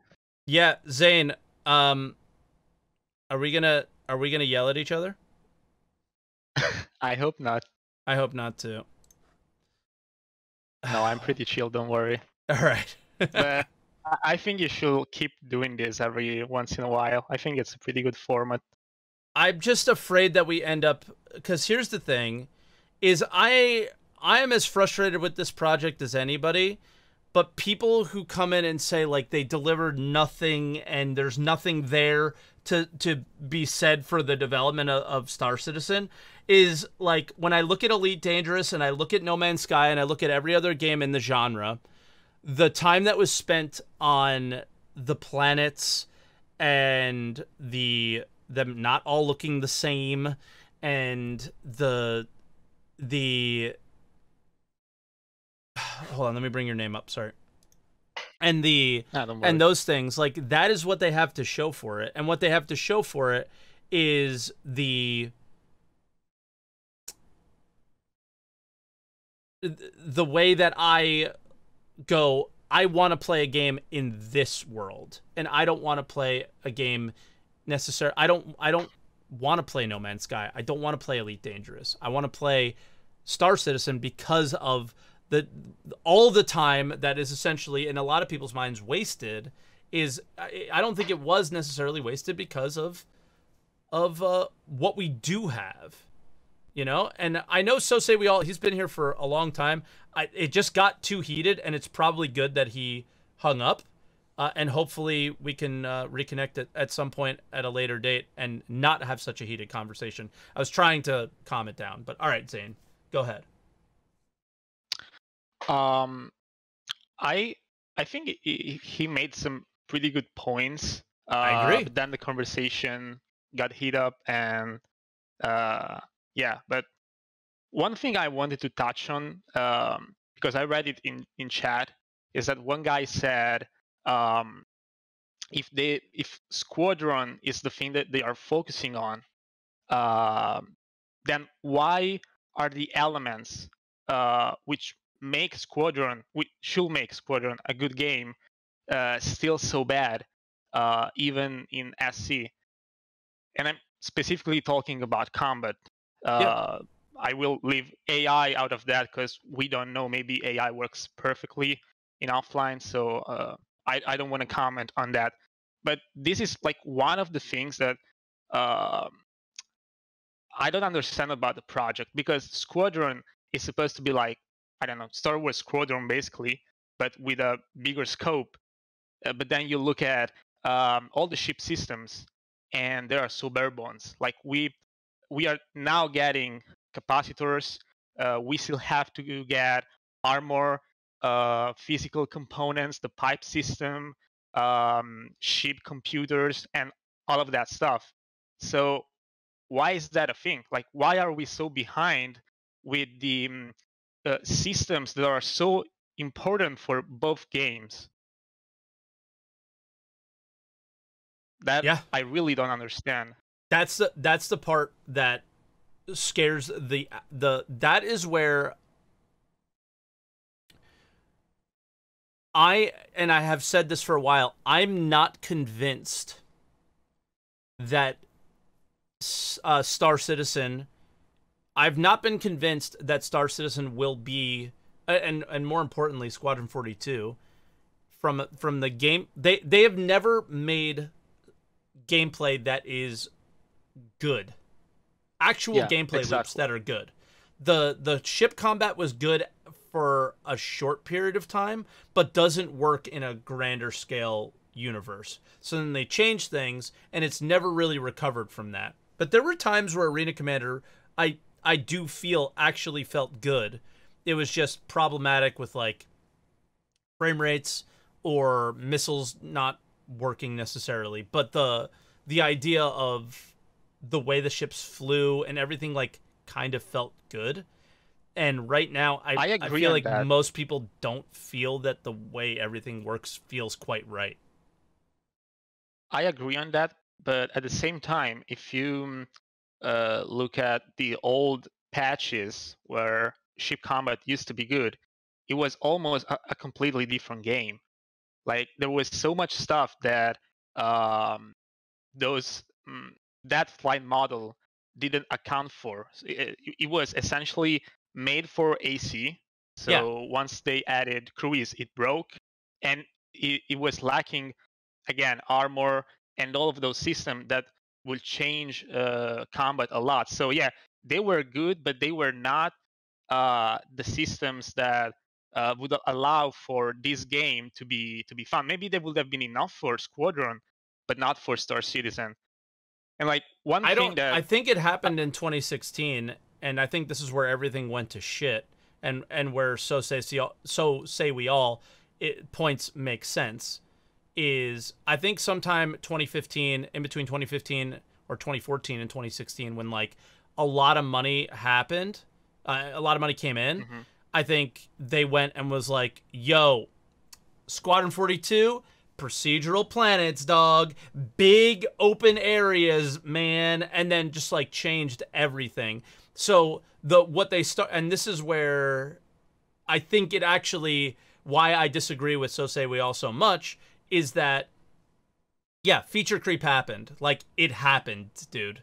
Okay? And the idea of holding on to feature creep from 2014 and being like this is the problem. Like, we all know the feature creep happened. Now it's about delivering on it. And I think they put themselves in a situation where the only way to deliver on it is to have a game in which we can play without spoiling the story of Squadron 42. And that's actually what the PU is. Right? Yeah. The PU is excuse me, is supposed to be representative of sort of what your Squadron 42 experience might be like, but more open-ended. And then that's what it is. So I think that's part of the problem, right? Like,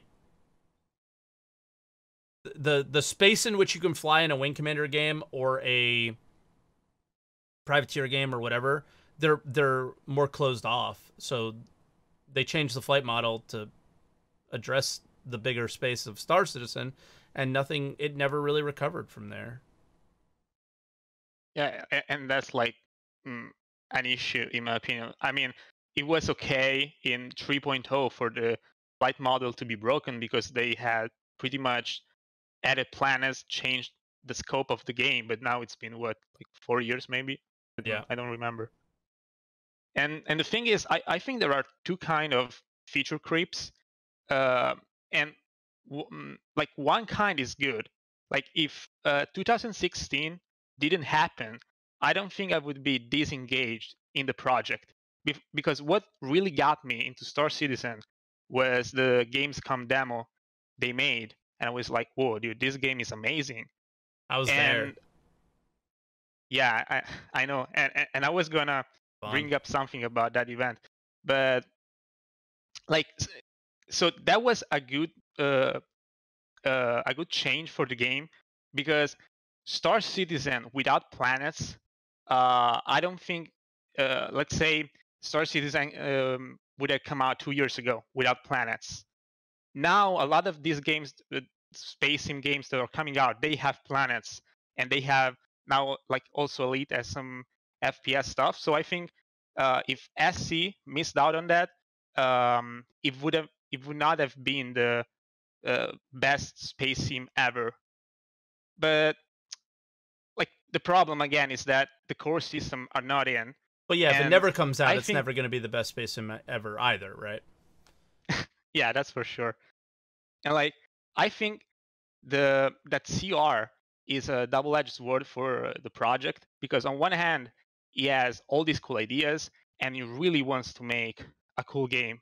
But on the other side, what he says when he says, I don't want to compromise, I don't really agree with that. And like, if I remember correctly, while you were at Gamescom and CR was on stage, CR said the whole sentence system is coming end of this year, and like we know that didn't happen. And one of the devs was told you, yeah, that's not gonna happen. There is no way. Oh, this was CitizenCon. Oh, it was that was CitizenCon. Okay. But yeah, like the devs were like, why? One of the devs who will not, I don't even think they work there anymore, but they just were like, that's not gonna happen.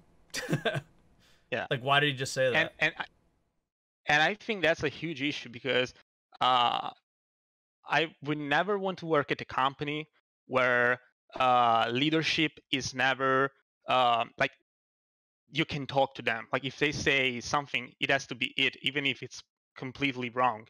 And I don't know if CR, when he says all of these crazy stuff, so like 3.0 coming December 2016, or server meshing maybe end of this year, I don't know if he's like really optimistic or he's lying. But the fact that, like, let's say he's optimistic, the fact that the devs don't go there, don't go to CR and say, hey, dude, like there is no way we can do this, because as a dev, even if you want to be really optimistic about something, and you maybe are ignoring some of the issues that are coming up, you still know an average timeline for something this big. Like, we're not talking about 1 year delay. SM was supposed to be released end of 2018. It was supposed to be 3.4. So we're talking a 2-year plus delay. There is no way the devs who were supposed to work on it didn't know at the time. There is no way this is going to happen. We don't have to put it on the road, but don't talk about it for now, because they were lacking so many systems needed for it that there was no way they could even start working on server meshing. So yeah, I think that's an issue, because it reminds me of the situation with George Lucas after the first trilogy came out, the first Star Wars trilogy, when he basically was this god in sci-fi, and nobody could, either because he was scared or because he was a fanboy of the franchise, nobody wanted to go to George Lucas and say, hey, I don't think this is a good idea. And then the prequel happened. So I'm scared this is happening at CIG now. Yeah, that's what I was trying to bring up with So Say We All, is I think that could be what happens in that situation. Is like, I've been around like super successful people being a poker dealer, and they demand extreme competency and professionalism and, you know, all that stuff. They're just like demanding people. And Chris gave the same vibes to me as that, and I wonder if that was like a problem too, with like people not being able to say it. But here's the thing, is I think every time we complain about Star Citizen, we go back to the 2016 CitizenCon. Every time. And that is like the biggest eyesore on this game and this company, and deservedly so. But to go back to that and talk about the same problems that we have now as if they're the same, I don't think is fair. Because I think the way Chris approached server meshing over the last, what was it, 2019 CitizenCon was when he mentioned it, or 2018 CitizenCon. I hope to have it by the end of this year or beginning of next year. Like, that's pretty much what he said, if not exactly what he said, is totally different than everything that we saw at CitizenCon in 2016. And yeah, I don't think it's fair to make those comparisons necessarily. I think they have learned a lot from their mistakes. I think they specifically don't put Chris on camera, and then people start getting mad that they don't put Chris on camera because he says those things. And for him to say those things in a meeting with the team, I think is like, yo, we want to get this in by the end of the year. Let's push for it. I think the other thing, and this is something that Brian Chambers has said before, is these things really push the team. Is you go, all right, well, Chris just said it. Now I have to try and do it. And is that reckless? Holy shit, is that reckless? Because that's reckless with us. But that is not, but I can see what he's doing as far as maybe doing it for the company. Right? Like, that's super reckless, because we look at it and go, yo, we're supposed to have this stuff done. But I think that's what every year CitizenCon is this is what we're going to do this year, guys. Yeah, and then they don't do it. And then they don't do it, or they do. Or do just a part of it. Yeah. So. Yeah, I mean, it could be a good thing, but as a backer, it's annoying. Also, it's the worst. If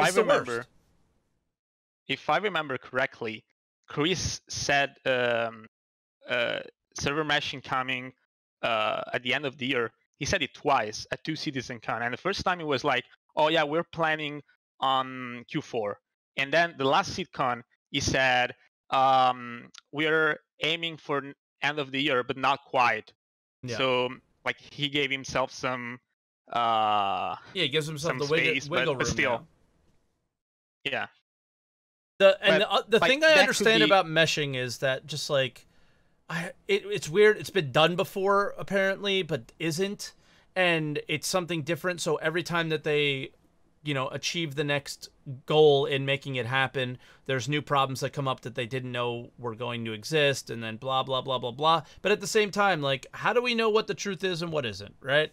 It's just, for me personally, I don't think there's any harm in still being hopeful about it. And that was like the thing about So Say We All, that was just like, I think he's just straight up going like, this is never going to work, and I just don't agree, I guess, is really what it comes down to.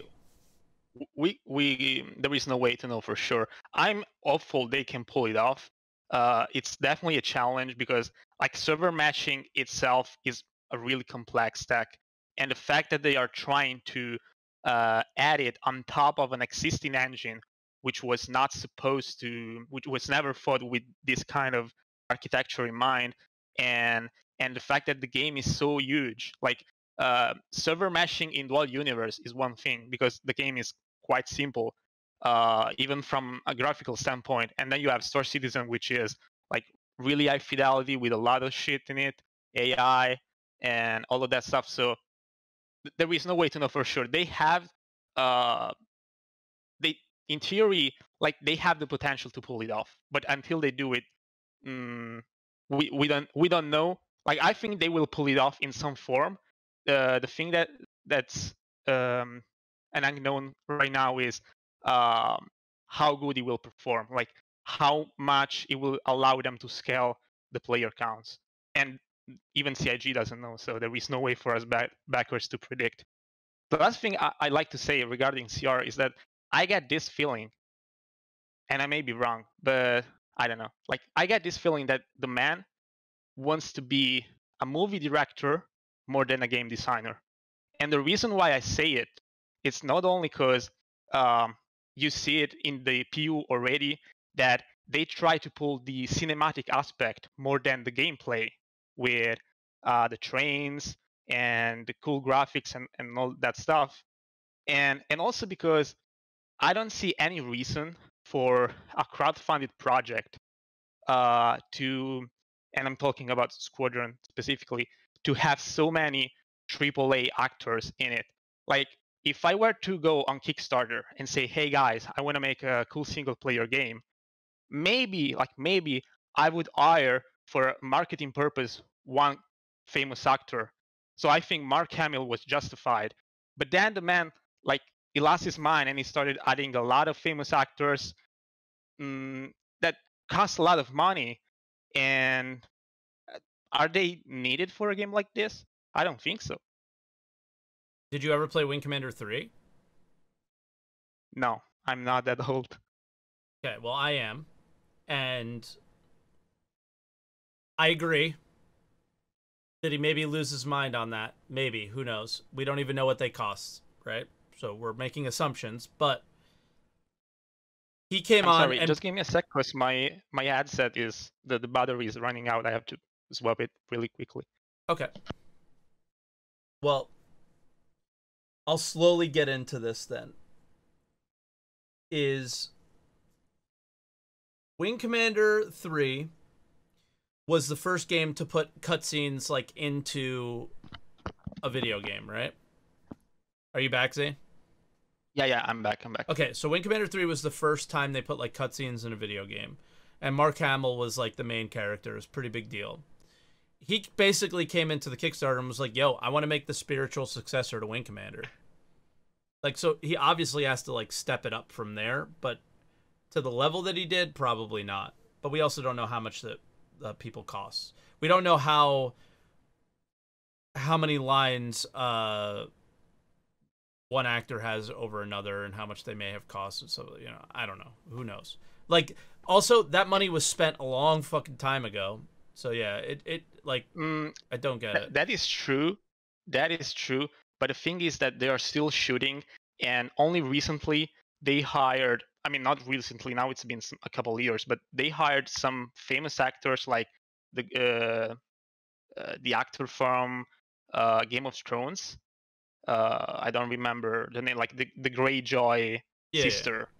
And I think part of the reason why he did it is that she became famous after Game of Thrones, and so he had to jump into that pool of new famous actors. So I don't know, like if you look at AAA games, games that are made by companies with billions of dollars, like I don't know, Call of Duty or whatever, they have maybe one or two famous actors, and then maybe some of them are just for the dub, are just voice actors essentially. Mm-hmm. And the thing is that, cost aside, because I know these people, they have a price. Maybe Mark Hamill was a pretty good deal because at the time he was not working with Star Wars, so I think it was his career as an actor was pretty dead. Now he's back again because he made the new movies, and so that was a pretty good deal. But the other ones, like Superman, I'm really terrible at remembering names. So then there is Gary Oldman, the girl from X-Files. I mean, they have a cost, and cost aside, working with famous actors is also a limitation for the game, because every time, like let's say you want to change the story, you have to call them again, and they have a very tight schedule, and you can't afford them. You can't afford to have them all the times on the stage, so you have to make some compromises. And I think this happened with Cyberpunk 2, where the RPG aspect of the game was really cut down because they hired a famous actor, and when you have a famous actor, you can't afford to have this guy for months. Like the voice actor for the Red Dead Redemption 2 protagonist, he worked for Rockstar like for 7 years because there were a shit ton of lines to record. Maybe they changed the story, so they needed to record new ones. You can do this with Mark Hamill because it has a cost, and I mean, Mark Hamill is our wingman. So he's there all the time, I think. And I don't know. I think it's just not needed for a game like this. I mean, one actor, sure, but the 6 AAA actors, I don't know. Yeah, a lot of backers' money that could have been spent elsewhere, in my opinion. Yeah, I mean, you might have a point. And sorry, I was on my phone just letting the next caller know that this is going to be the last caller for the day, because it's a 2 hour. Sorry for stealing his time. No, you didn't steal his time. It's just the nature of like this open situation is it's not like, hey, stay on topic, right? And then the topic kind of ends. Mm-hmm.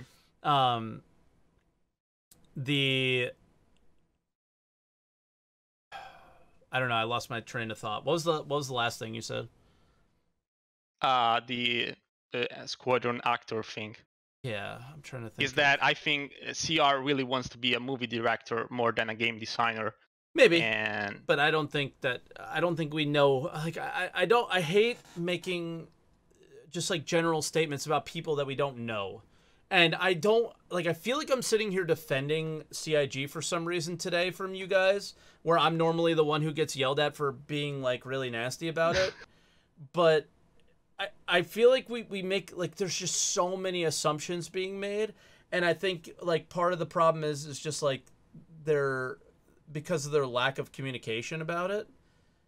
And yeah, like it's weird. Like I'm playing this weird white knight role that I don't want to play, but at the same time, I think okay. Here's what I was gonna say, is it comes down to this, and I think this is really what it comes down to for Star Citizen, is people are absolutely willing to gamble on the fact that this game will not come out, then have it be, well, you don't need that many actors, right? Like your whole thing is like, well, what is like kind of what is the minimum necessary to be a AAA game, which is literally a Call of Duty game that you mentioned, right? Like that is like the minimum viable AAA possible. Like those games are not good, right? And especially from a single player campaign standpoint, most of them are not good. so the idea of him wanting to like go further and beyond and better is like there's definitely a large section of at least the vocal community that absolutely does not care and wants him to go and go further and continue to just creep and creep and creep. And then there's somebody like me who is more along the lines of what So Say We All was saying, but understands that the reality of that happening is just not going to be a thing. Is like, yo, can you just like please just make the game fun? And like it doesn't have to be this epic thing that you have to make fun. It just has to be fun. Like just do some fun things, please. You don't have to make everything doesn't have to be this big epic show. It can be something fun. That's where I'm at. But I feel like there's a good part of the community that's like, yo, Chris, go. Here's some money and fucking roll with it. And I think that's where why we are where we are now. But that's also why we have incredibly beautiful planets, incredibly beautiful spaceships, the cloud tech, all this stuff that looks so good, but we still don't know if they can build a game in it. You know? And that's where you just have to wait until this server meshing thing happens. But then at the same time, it's like, yeah, 2018 was about the time that we were hoping to see it. So like late 2019 at the worst, or late 2019 or late 2020, like at the worst was when we were supposed to see it, and now we're not. So it's tough. My philosophy with Star Citizen at this point is that we are here and there is no way, I mean, we cannot change the past. And as backers, even though we can shape CIG in some form, there is no way to say, hey, did you have to do this? And they will do it. So what I do is I just say, Chris, make the game like you want. Do mistakes, feature creep, whatever you want. Because at the end of the day, if the game comes out and it is good, then we are all for two amazing experiences, two amazing games. If the game comes out and it's bad, CR won't be able, like there is no justification for him. He won't be able to say, oh, but you know what, Microsoft came, they kicked me, the publisher, or whatever, because CR got everything he could ask for. He got a lot of money, he got a lot of time, he got a very supporting community. He was very lucky because, like, right when they needed it, Crytek had those financial issues, and so they were able to hire a lot of talented devs. So if the project fails, it's on CR. And I mean, I doubt he can come up with any form of justification to say, oh, but this happened, it's not my fault. So yeah, like at this point, just roll with it, Chris, and show us what you got. Yeah. When it's ready. Yeah. All right. Well, I guess we'll end the show there. My wife is literally calling me like, yo, we're eating in 20 minutes, so let's go. You have to get in the shower. So, Zane, yeah, that is fine. I think that's a good place to stop it. I'll let you go. Lunar Song, hopefully we'll get to you next time. I do apologize. He even said, like, I love the format, so yeah, no big deal. Let me know in the comments, guys, if you want to keep doing things like this. I don't know. Zane, I'm going to let you go, by the way. I don't know if I like it, to be honest. I think I went into making Answer the Call to be like a really more focused thing, and I thought it was pretty good. This is a interesting way of doing things. I mean, it's more like the old days of Star Citizen, but with callers, Star Citizen podcasts. So yeah, leave a comment below. Let me know what you guys think. Twitch chat seems to love it, but I think they just like to see me get mad and yell. So, and that's kind of what happened at some point. So I don't know. I don't know. I'm just upset that I got upset more than anything, you know? So Say We All said, don't have me on again. There's nothing wrong with being critical. I just didn't agree with you. And then I agree with you, but disagree with you. It's like weird. what happened. Don't worry about it, so say we all. It's fine. Because I think we agreed on the same thing. Like, CIG's development, the whole way it started sucks, and now what do we do? Like, for me, I throw my hands up. You think there's a solution. I think you just have to throw your hands up and hope it works out. And I think that's, like, the only place we disconnected. But, guys, I will let you go. Thank you so much for watching. I appreciate it. Leave comments, likes, subscribe if you're on YouTube. Stop by on Twitch, twitch.tv/SaltEMike, starting at 6:30 a.m. Eastern Time. The show starts at around 9:30, 10 Eastern Time on Sundays if you want to stop by for the show. And, yeah. If you're watching on Twitch and you didn't catch the whole show because it was 2 hours, it'll be up on YouTube later today. I don't know when because it's 2 hours, and that might take a little time to get up. All right? So thanks for watching, guys, and I'll see you on Tuesday on Twitch, and I'll see you on Monday on YouTube for Week in Review. Bye, everybody.